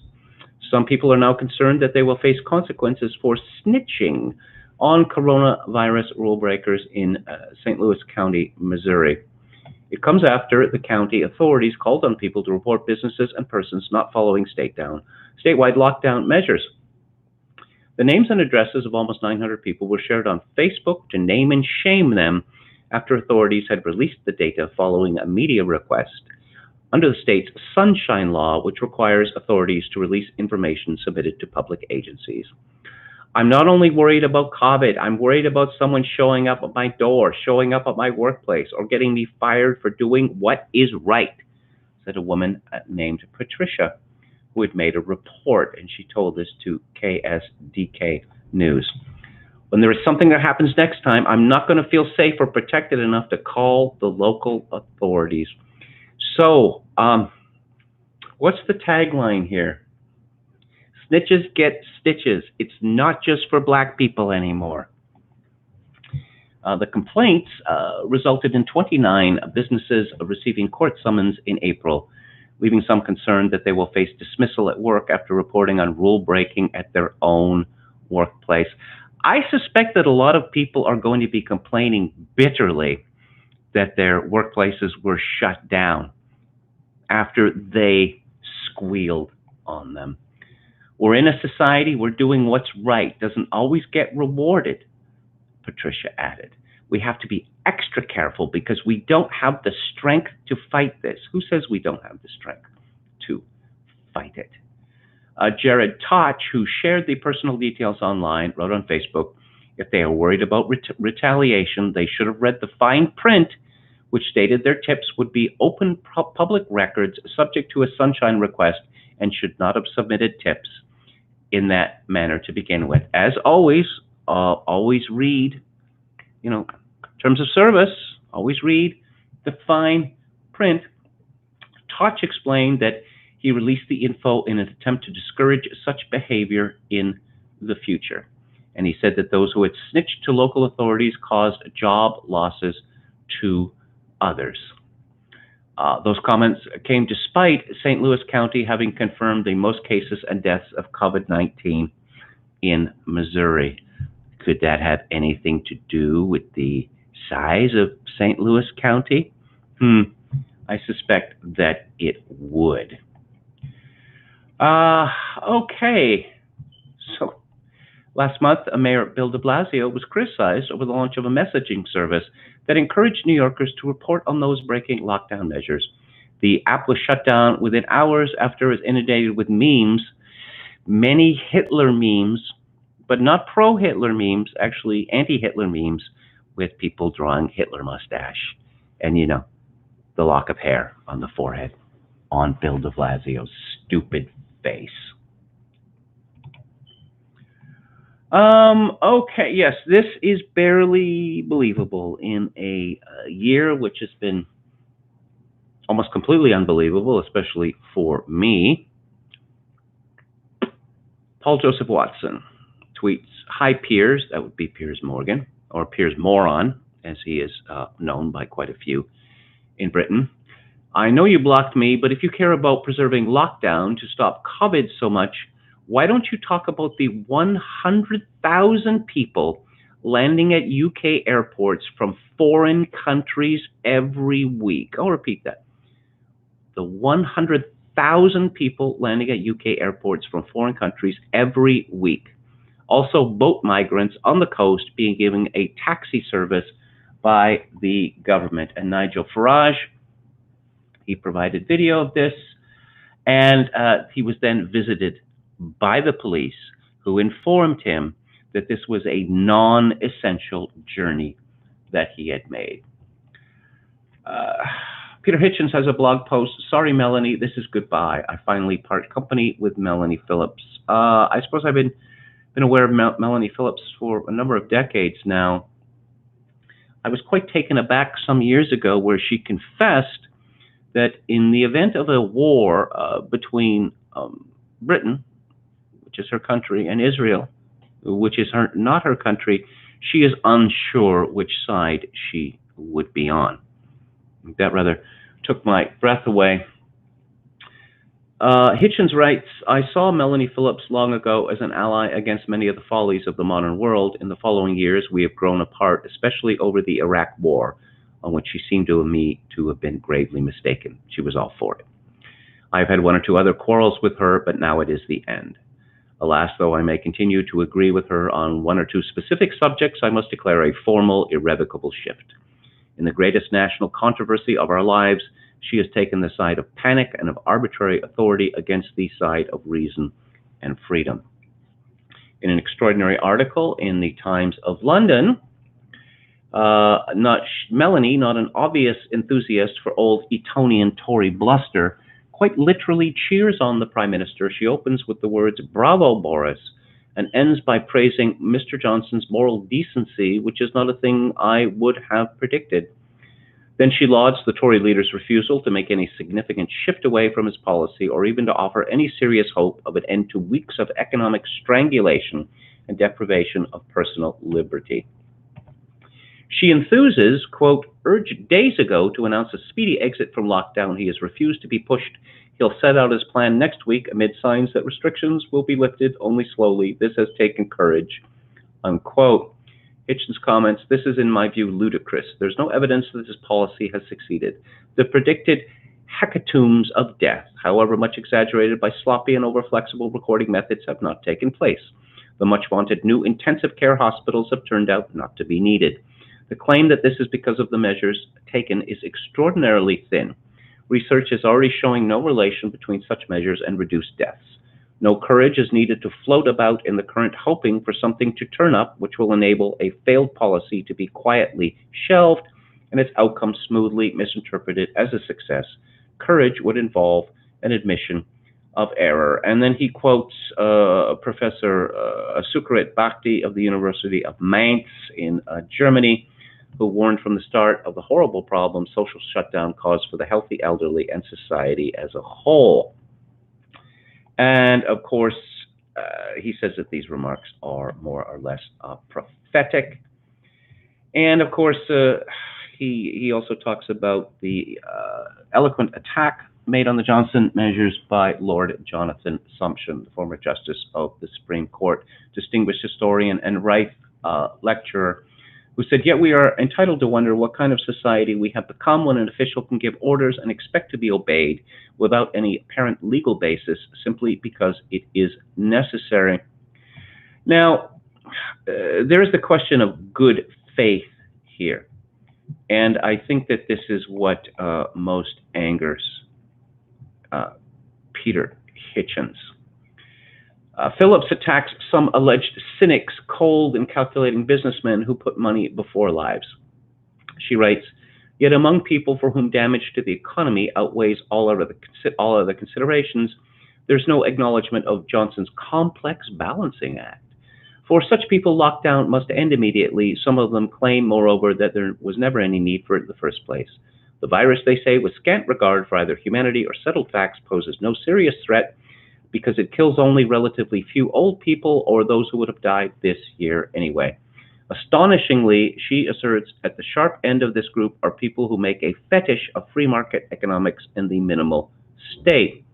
Now, what this suggests that Melanie Phillips is being disingenuous or dishonest, or perhaps she has no familiarity with Peter Hitchens' writing. Hitchens has a bee in his bonnet about rail service in Britain, and I think quite rightly so. The rail system in Britain was the envy of the world until the 1960s, and I believe it was 1959, Lord Beeching produced a report pretty much calling for the dismantling of what became British Rail and its replacement with superhighways instead. Of course, shortly after this, that the beautiful Euston Station was destroyed, much like Penn Station in New York City was destroyed. And if you've ever seen pictures of these and what replaced them, you will gasp in astonishment. Hitchens has for years called for the renationalization of British Rail, and he describes himself here as not a free market dogmatist, but a believer in a social democrat who favors a strong, fair welfare state, supports nationalization of some key industries.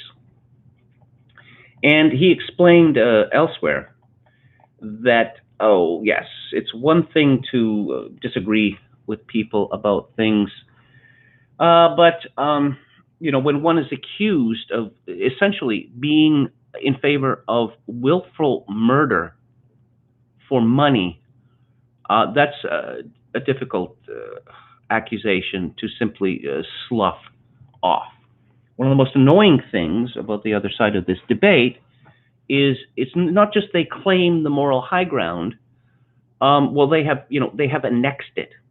It is permanently theirs, and it is not possible to disagree with them because all of the experts agree with them. And if you listened to this live stream for several weeks, you know that I've quoted literally dozens of experts, including yesterday a Nobel Prize winner in chemistry, and they do not hold the lockdown views. But these people are just sort of waved out of the picture. They must have, as someone said about Professor Ioannidis of Stanford, ooh, something's happened to him. How could he say these things? Some interesting pieces from offguardian.org, which has been invaluable in this panic. This is from Edward Curtin, who writes, since death is one idea that has no history except as an idea and not a reality any of us have experienced, it is the most frightening idea there is and also quite simple. It is the ultimate unknown. It has always haunted human beings, whether consciously or unconsciously. It lies at the root of war, violence, religion, art, love, and civilization, the good and the bad, the beautiful and the ugly, why we like to win and not lose, pass and not fail, pass on and not die. It is so funny and so sad we would be lost without it, even when we feel lost when thinking about it, and it is fundamental for understanding the action and reaction to COVID-19. The author here quotes George Orwell. Before I get to that Mira Sparks says in one of her novels, and it could be Memento Mori, which is Latin for remember you must die, that life lived without an understanding of death is insipid. And yeah, what would you do if the world were coming to an end? I suppose you'd kill Nazis on Call of Duty, right? And pat yourself on the back for banging pots and pans at 7 o'clock. I mean, you want to talk about insipid? So this is what Orwell wrote in 1944. There is little doubt that the modern cult of power worship is bound up with the modern man's feeling that life here and now is the only life there is. If death ends everything, it becomes much harder to believe that you can be in the right even if you are defeated. I would say that the decay in the belief in personal immortality has been as important as the rise of machine civilization. Now, those of you familiar with Peter Hitchens' late brother, Christopher Hitchens, will know that he idolized George Orwell. But this quotation which I just read suggests that Orwell's views on the subject of death were not entirely consonant with Christopher Hitchens. And of course, Christopher Hitchens was a ferocious atheist, ferocious opponent of organized religion, and George Orwell arranged that he would be buried in an Anglican ceremony. Curtin continues, beliefs, of course, like personal immortality and all others, such as the recent rise in the belief of atheism, which is as much a belief as belief in God, are partial at least relative to time and place and develop out of social storytelling. The hard facts on which many feel their lives and security rest are themselves dependent upon the symbols which give them legitimacy. In today's electronic mass media world, those who control the mass media that control the narrative flow, the storytelling, control the majority's beliefs and actions. Now, we have seen that there are people saying, respectable people, that we have to become more like China. That China seems to have licked this whole dissidence problem because they don't allow any, and we need to be more like that. It's a matter of life and death. You know what else is a matter of life and death? Liberty is a matter of life and death. What would happen if China announced that it was going to threaten military action up to and including a nuclear strike if the United States simply didn't back off and play friendly with China? I'm starting to believe that our opinion leaders, led by the gallant women who are, they're natural leaders, they're the best leaders, they would say, well, we have to give in to China. Well, why would we have to give in to China? Well, because, if there's any kind of conflict with China, people are going to die, and we can't have that. I mean, imagine losing after surrendering these lives. I mean, that would indicate that the sacrifice was absolutely pointless. So we cannot have that. And I'm beginning to wonder whether the Communist Party of China actually understands this.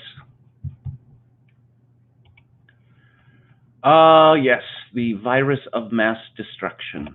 This is also from Off Guardian by C.J. Hopkins. There comes a point in the introduction of every new official narrative when people no longer remember how it started. Or rather, they remember how it started, but not the propaganda that started it. You'll remember this point from the War on Terror, specifically the occupation of Iraq. By the latter half of 2004, most Westerners had completely forgotten the propaganda that launched the invasion and thus regarded the Iraqi resistance as terrorist, despite the fact that the United States had invaded and was occupying their country for no legitimate reason whatsoever.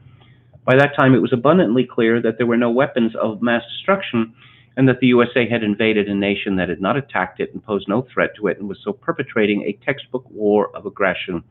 These facts did not matter, not in the slightest, and I will point out to willfully kill people who present no threat to you. We have a word for that, and it's called murder. But the media is supposed to be the watchdogs of all this. And the media, led by the New York Times, Judith Neal of the New York Times, they were cheering on the invasion and occupation of Iraq. And this was all part of the war on terrorism, or the war on terror. Now, the media didn't feel it was important to point out to us what should have been obvious, and as the great British satirist Peter Simple pointed out, that both these terms are entirely fatuous. How can you have a war on terrorism or on terror itself? Because terrorism is a technique and terror is a state of mind. But no, they were terrorists, and anyone who disagreed with the Bushite policy, they're terrorists too. You're either with us or you're with them. And now George W. Bush is being lauded for bringing everyone together. This was at the time of freedom fries, because the French were vile, because they didn't buy into this. And so you're either with us or you're with the terrorists. That doesn't sound like bringing everyone together, does it?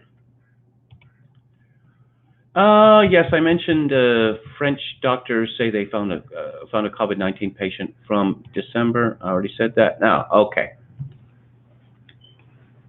This is important.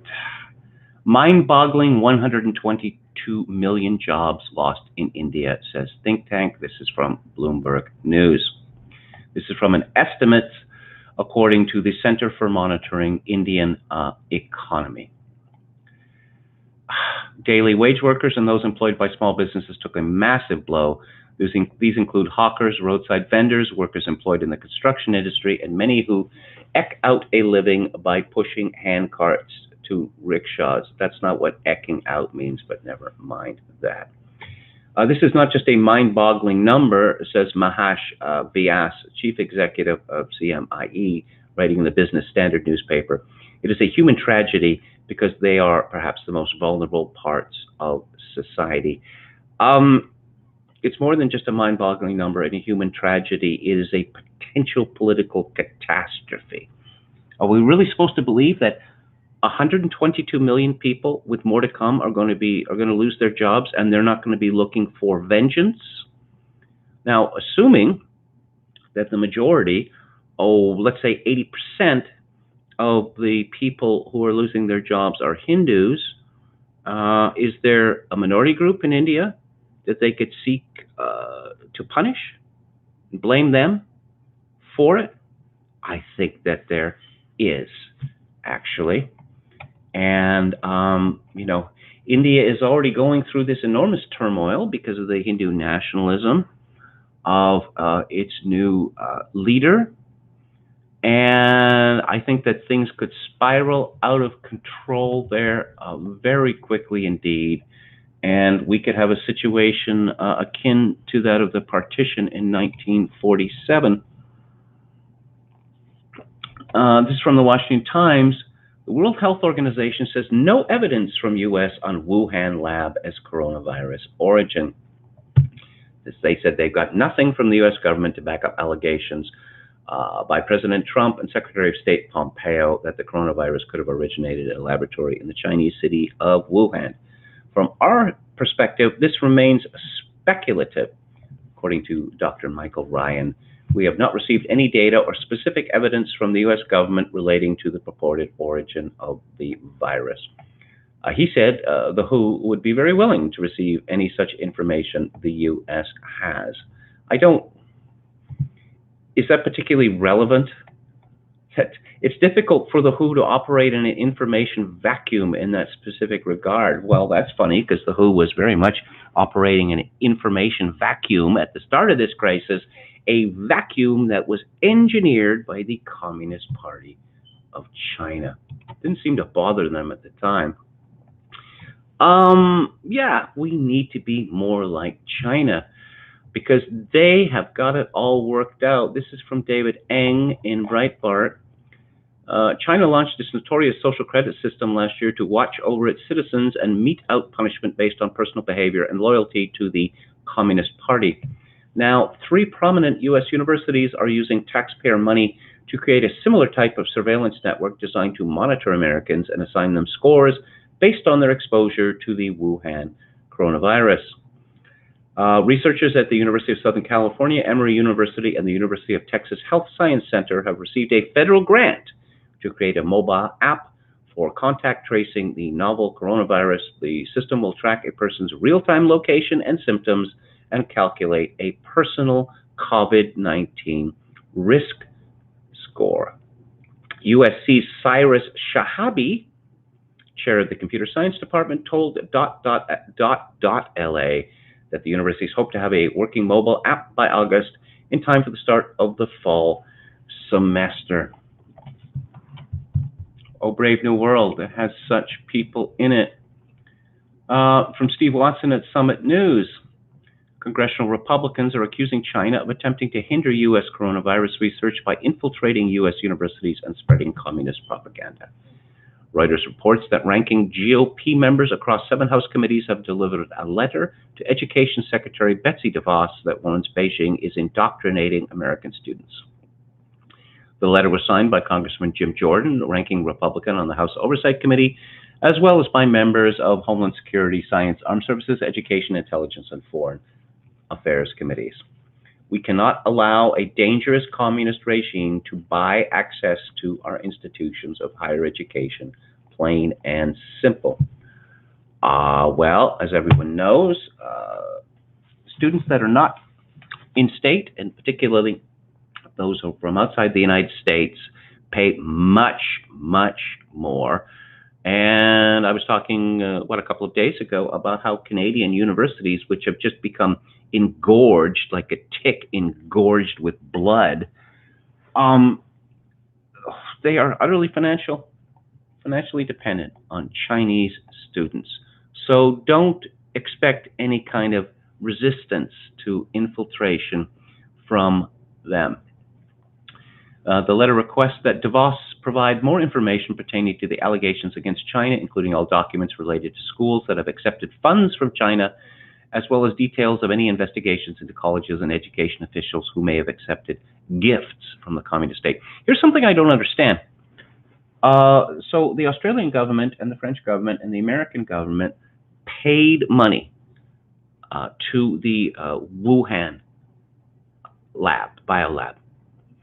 If China is giving money to American schools, why does China need to accept money from the United States, France, and Australia for their biolabs? Why is any country on earth giving China any money whatsoever for whatever reason? Particularly since the Chinese are so fond of boasting that their century of humiliation is well and truly over, and that they, not the United States, they're the economic future of the world. China has strategically invested in U.S. academia to attempt to steal confidential information and technology from U.S. companies and even the U.S. government. The lawmakers state in the letter, pointing to a 2018 report from the Hoover Institution identifying upwards of 110 Confucius Institutes operating on American colleges to facilitate China's espionage and theft of intellectual property. Well, obviously there was a lot of Soviet subversion of the United States, but the Soviet Union, it didn't have the Marx institutions, did it? Marx Institutes, Lenin Institutes in American colleges? The Chinese are being quite brazen about this. Let's see, last year President Donald Trump signed the 2019 National Defense Authorization Act, which proposed an ultimatum to universities receiving financial assistance from the Pentagon: close the Chinese propaganda center on campus or lose funding. Since that time, at least 49 schools have closed their Confucius Institute. And some news from YouTube. Its Chief Product Officer, Neil Mohan, had an interview with Protocol's editor-at-large, David Pierce, after he was asked if YouTube had to switch its approach to moderating content, given the ever-changing advice of health authorities in relation to the coronavirus. Mohan said this was the reason YouTube was raising up authoritative voices, which is a euphemism for suppressing voices that aren't part of the mainstream media, despite the fact that the public's trust in the media during the coronavirus pandemic has plummeted even further. He then went on to insult his own user base as basement-dwelling idiots. Quote, as opposed to, it's somebody espousing their opinions about a mask, in their basement. This is coming from an authoritative channel, a news source, a medical professional. And if that's the case, we think there's going to be some context that's provided around the question of masks. And even if that guidance changes, it will be reflected in sort of how an authoritative voice or channel talks about it.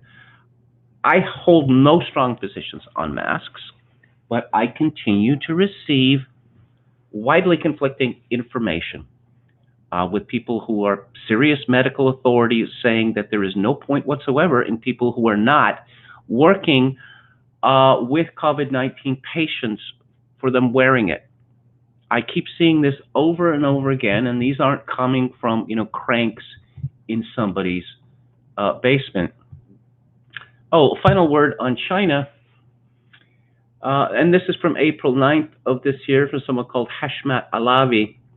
As criticism grows against China over the coronavirus pandemic, it is worth noting the regime ruling Iran is allowing Chinese fishing companies to use bottom trawling techniques in the Gulf of Oman, leaving local fishermen and marine life devastated in southeast Iran. And there is a picture of fish.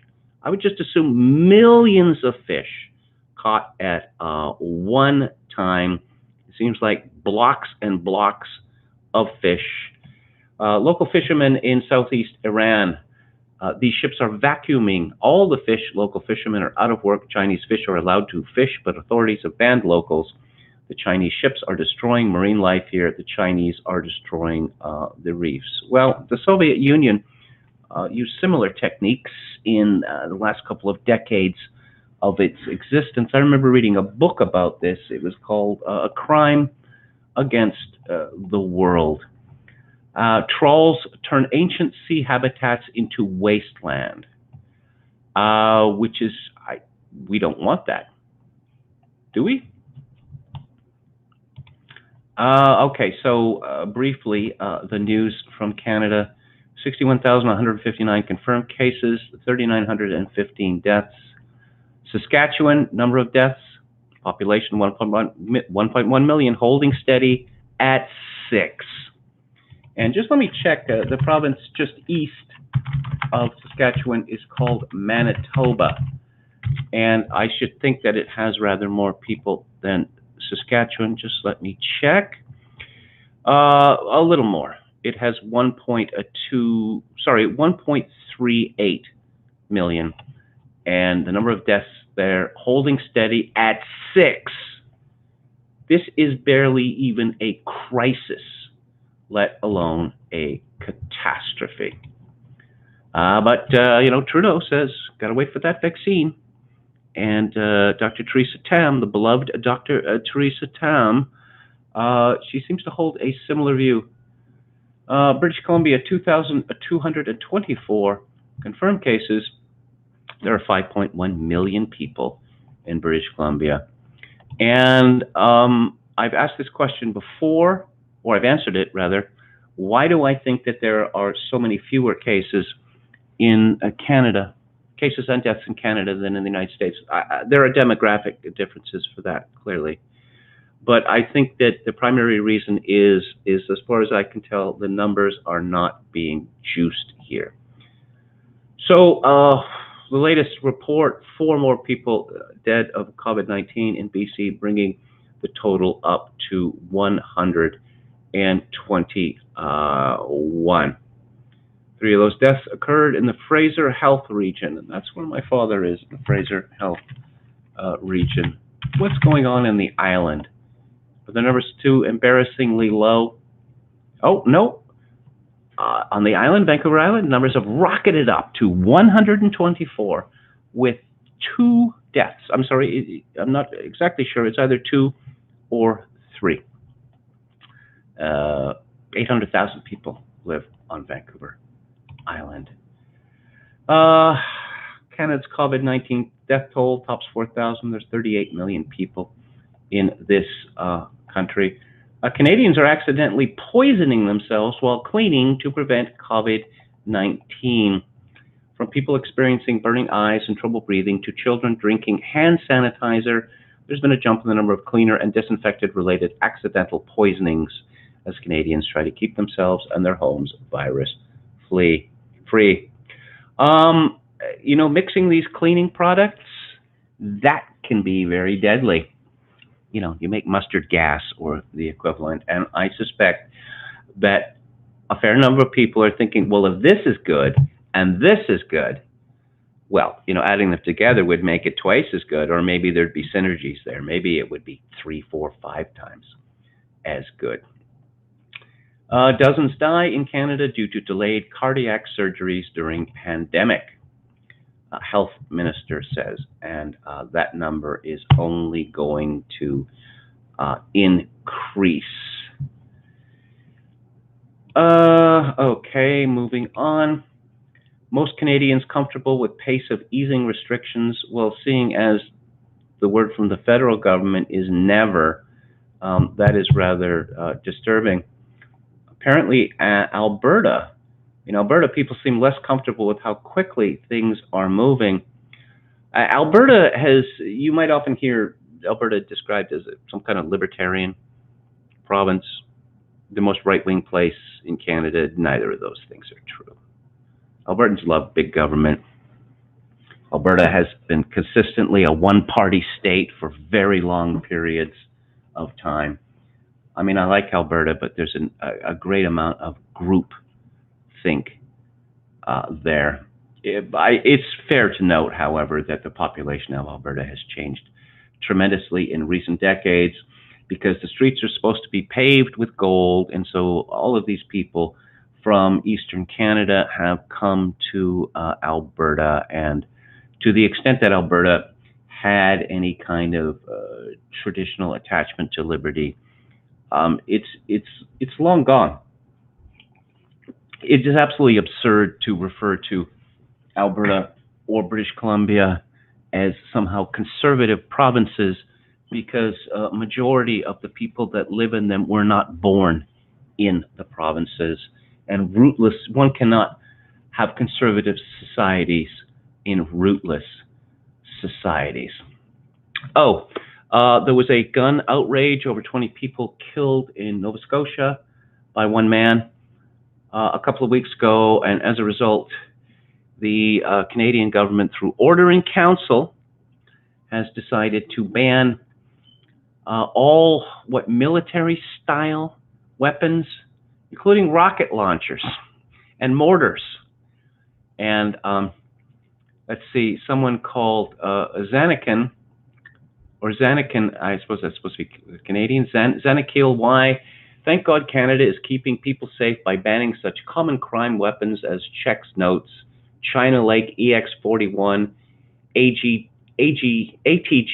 recoilless launchers, AR-15.com, a literal website, but military-style weapons. And I was arguing with Twitter about this with someone, and I said, do you really expect us to believe that soldiers do not carry pistols?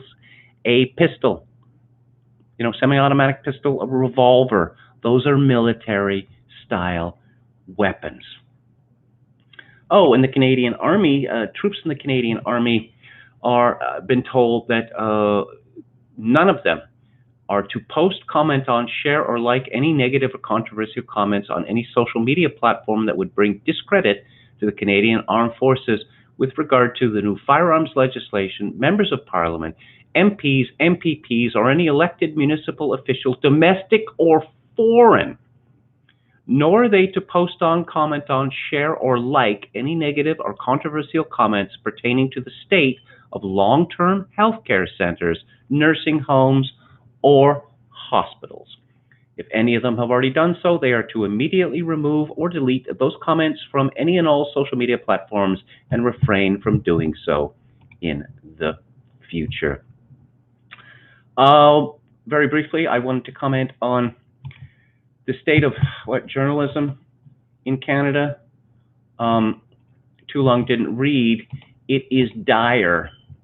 There's a woman called Lisa Van Dusen, and I suspect that I am related to her. And she's the associate editor of Policy magazine and a columnist for the Hill Times. She was the Washington bureau chief for Sun Media, international writer for Peter Jennings, another Canadian, at ABC News, and an editor at AP in New York and UPI in Washington.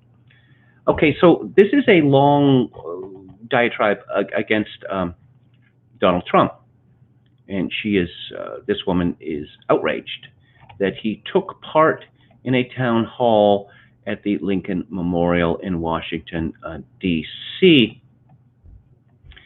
And she goes on about Abraham Lincoln.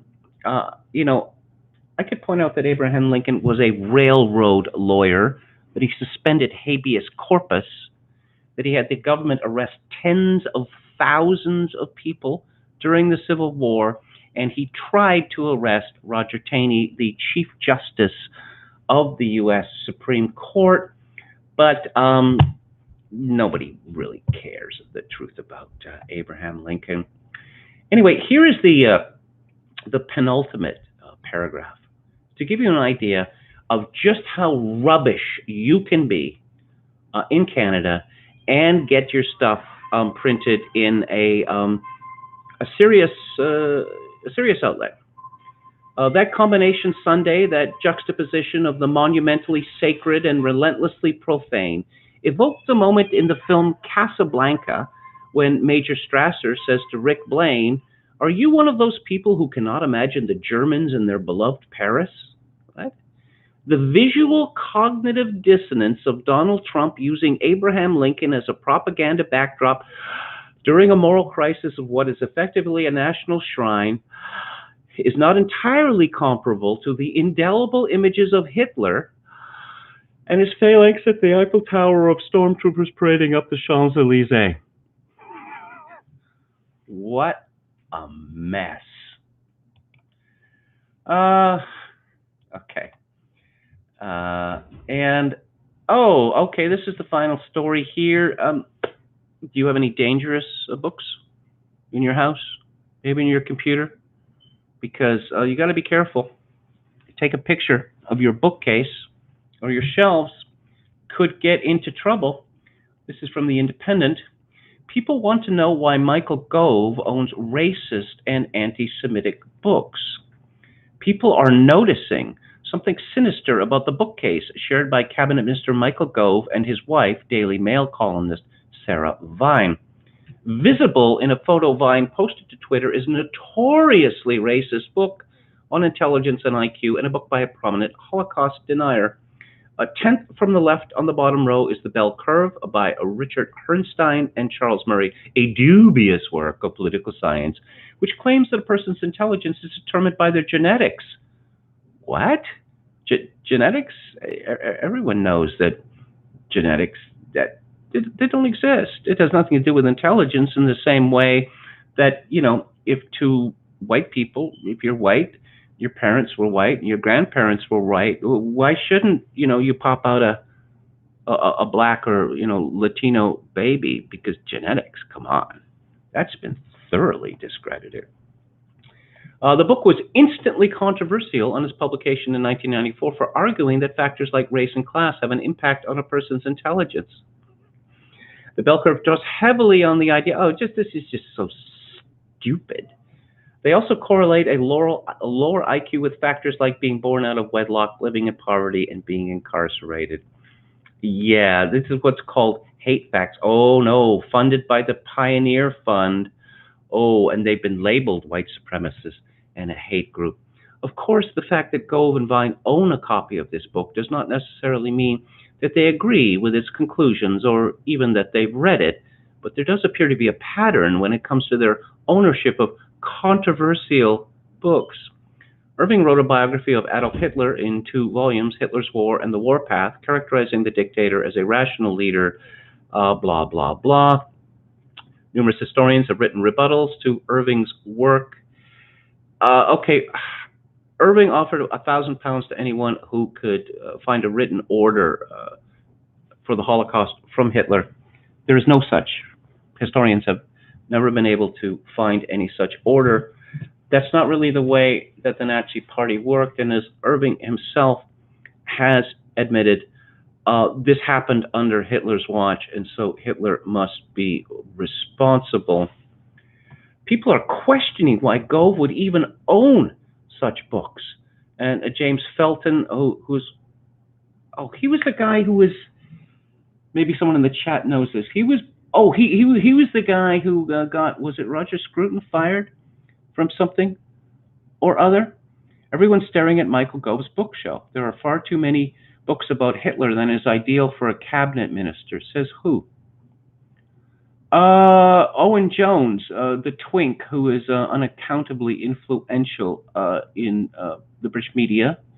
Why does Michael Gove and his wife own a copy of a book by David Irving, one of the most notorious Holocaust deniers on earth?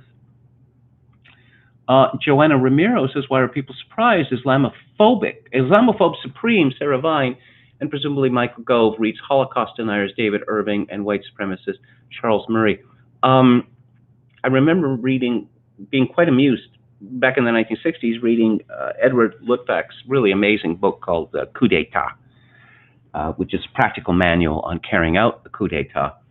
That a coup d'etat failed, I believe it was in the 1960s, in a Arab country because the incoming military people accused the outgoing military people of being like Hitler, failing to notice that Hitler is exceedingly popular in the Muslim world. And so Joanna Ramiro, maybe she doesn't know this. Okay, so people decided to have some fun with photography. Christopher Hitchens, who is coming up again in this show, referred to David Irving as, quote, one of the most essential historians of our times, unquote. My own view of David Irving is that he is a rather odd person and has been needlessly provocative. And, well, he cooked his goose with that libel suit against, what was it, Deborah Lipstadt?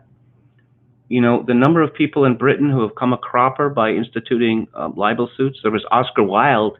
Wow, that ended up with imprisonment and disgrace. And there have been, what, 2 famous journalists in recent years initiating a libel suit, and this ended in their imprisonment and disgrace. Jeffrey Archer, I don't know whether he went to prison. He was certainly disgraced. And there was a former, conservative cabinet minister? It's always really dodgy to sue people for libel. Someone called Dr. Jennifer Cassidy. She's described as Irish, politics lecturer at Oxford, PhD in tech and diplomacy, former diplomatic attaché at the EU and UN, and a book called Gender and Diplomacy. Oigewalt. Anyway, there's a picture of her at a very impressive stacks of books, just shelves. I don't know that I've ever seen shelves this long outside of a library. They're wooden shelves, and they are, I don't know, 10 feet long, and there's 1, 2, 3, 4, 5, 6 of them that we can see. And she's wearing a sweatshirt that says, "Get off my back." Yeah, I'm sure that woman has because people are always picking on gender experts, because that's the way to get ahead at universities these days. Get off my back, it says. And she writes, here's a picture of me not reaching for the work of prominent Holocaust denier David Irving or having the bell curve on my shelf. See, it really is that simple not to have those books on your shelves. And I responded, can't be too careful, Dr. Cassidy. You must photograph the title pages of all your books and send the JPEGs with a signed affidavit confirming ownership to the Authorized Publications Department of Her Majesty's Government.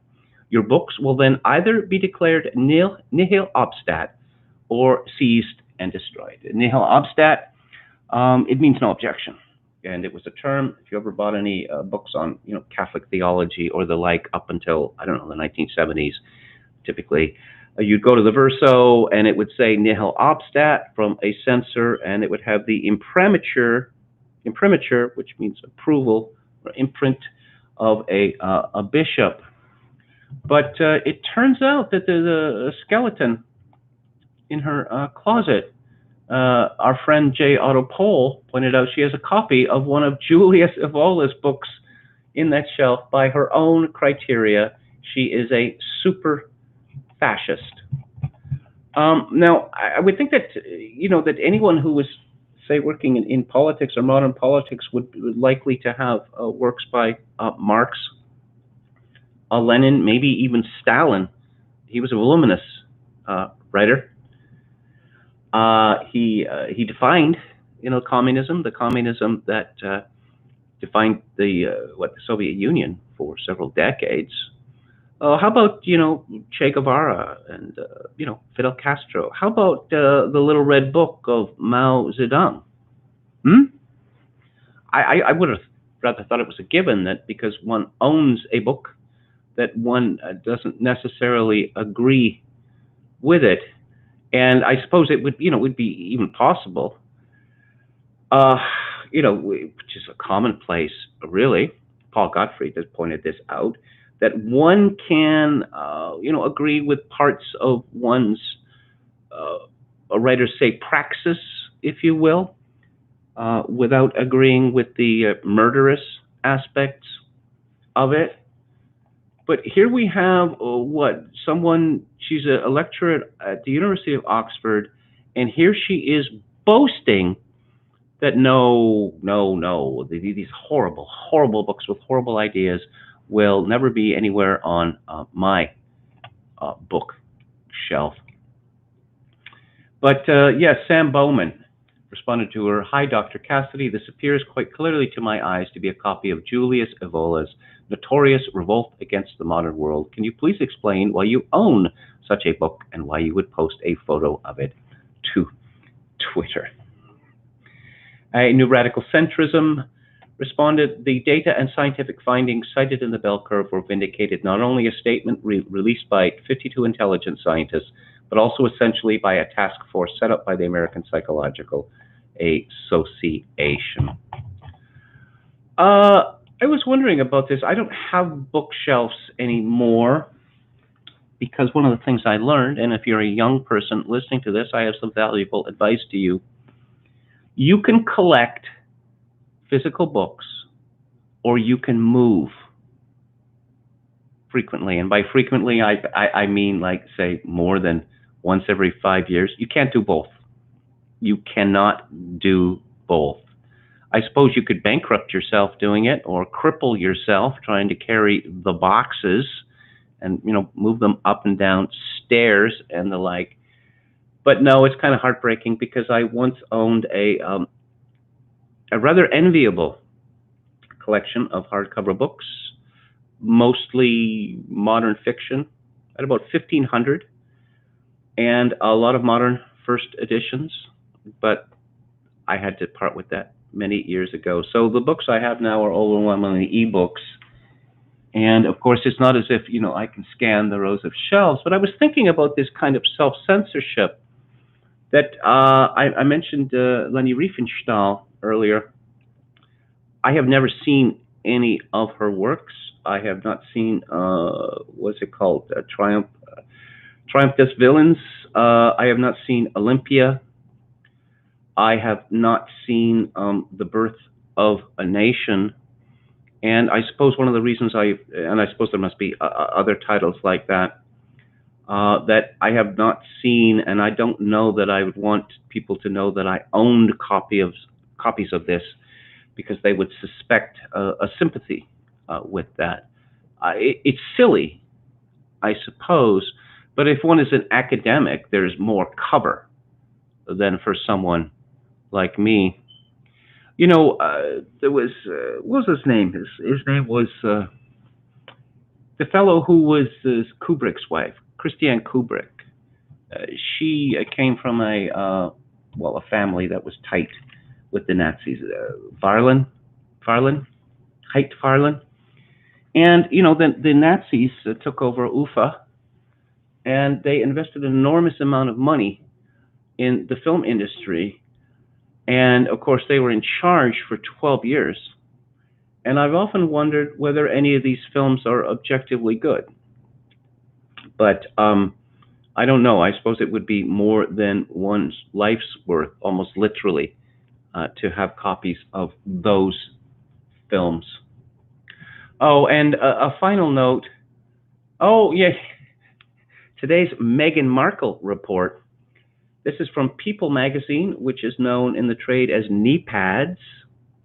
Meghan Markle debuts evil eye necklace that protects from negative energies, says jeweler. The evil eye has long been a symbol of good fortune and positive energy. Has it now?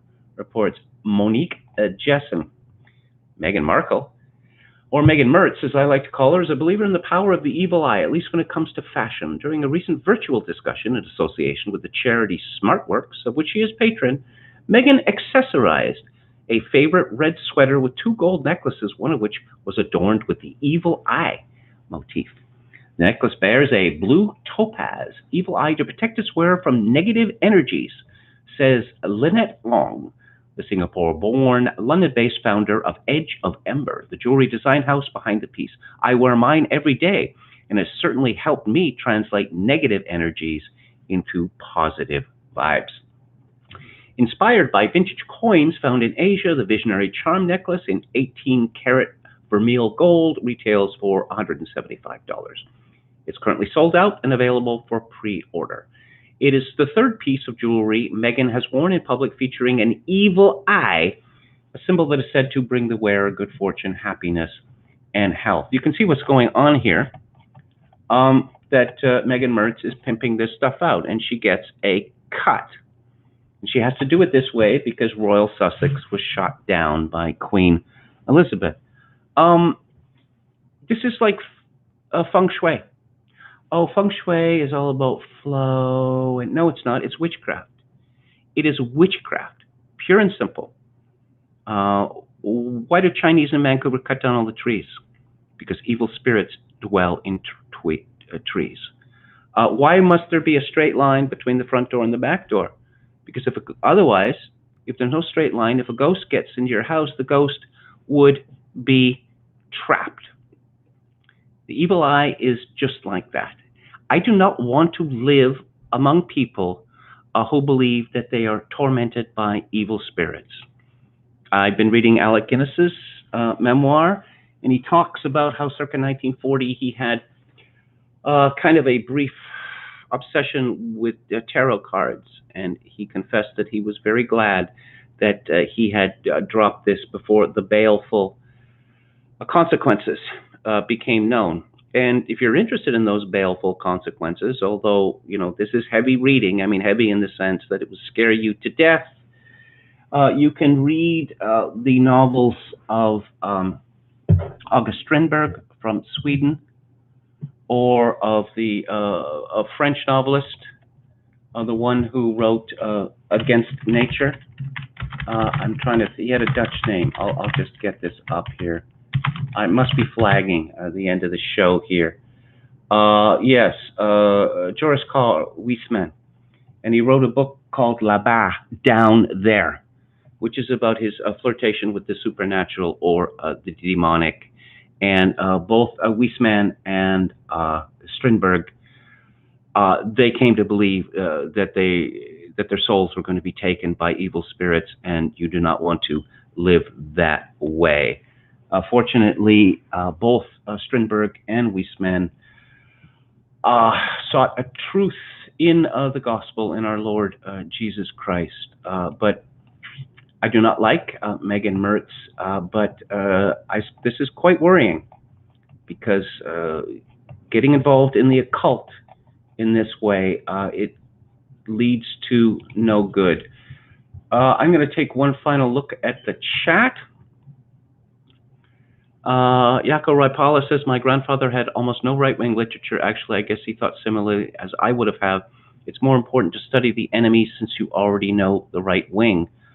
I don't know. I had to read the Communist Manifesto in university. Doesn't anyone who takes, modern 19th century history or political science or allied subjects, don't they all have to read the Communist Manifesto? It used to be if you visit people who had been university students and they still, kept the books that they had to buy. I mean, you always saw the paperback copy of the Communist manifesto. YT says, Sparkle and the Hubs is everything that's wrong with the West. Buddy says, Kevin said you were going to review the life of others. Okay, well, this is on the chat now, and I will truly put that on my list. Jonathan Paul said we had to watch Triumph of the Will in college. Every documentary about Hitler's rise, or the evil of Hitler, or the political uses of filmmaking, there are clips from Leni Riefenstahl. So, pretty much anyone with an interest in any of those subjects, or even people who watch documentaries, they've been exposed to Leni Riefenstahl. And it is difficult to present this material, particularly, the size and the formation, without being mightily impressed, at least, by the choreography. Gordon Liddy wrote in his autobiography, Will, which I highly recommend, that he got tired of people in the White House talking about Nixon's campaign in 1972 and how it was the greatest campaign ever. And so he arranged at the White House a screening of Triumph of the Will. And at the end of it, when the lights came up, one of the political operatives exclaimed in admiration, Jesus Christ, what an advanced job. Iaco Rapallo says, well, my grandfather studied back in the day when they still studied Latin and classical authors and not Marxism. Political science was invented quite well after the war, and my father actually studied it. Moving with books is a pain, says YT, one of the reasons I tried to buy electronic. Yeah, I didn't think that I was going to be able to make the transition, but I have made the transition, actually. And I suppose one of the advantages is you have one of the, let's see.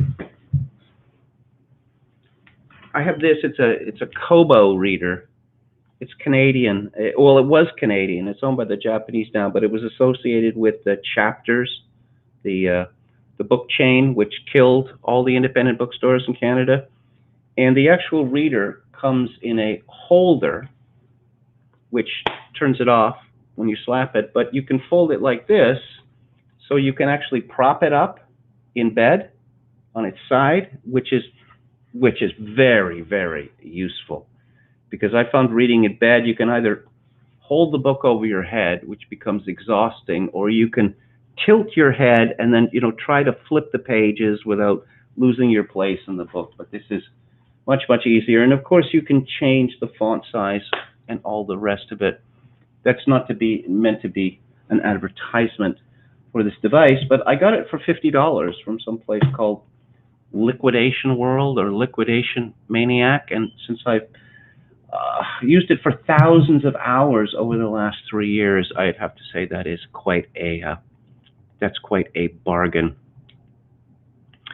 Contra Q says, it's infuriating how the people supporting this censorship pretend to be morally righteous, plus all the same people who 10 years ago were all for free speech are supporting it. I'd have to say that it's more than 10 years. Certainly in my country, if you go back to the Doug Collins trials, they were trotting out these professors who explained what language really meant.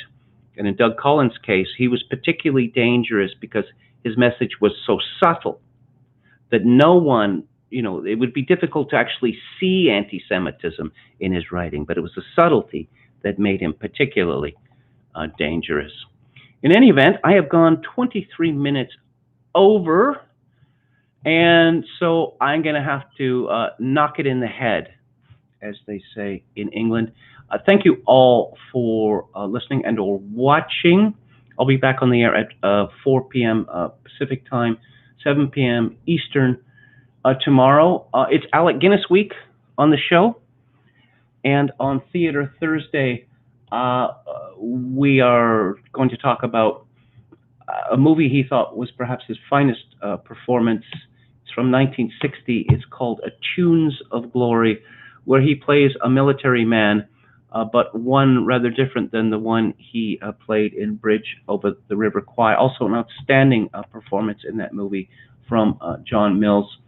Alec Guinness wrote 3 books of memoir, diary, reminiscences. They're all tremendous, and I'm going to be talking about them on the book club on Friday. If you enjoyed this or any part of it, I'd appreciate it if you clicked on the like button and subscribe to my YouTube channel if you haven't already. If you'd like to support the show, my PayPal address is kevin_grace@hotmail.com. I will leave you with my traditional benediction and farewell, that in these times of total atomization, I hope very much that you all find some genuine human contact. Good night.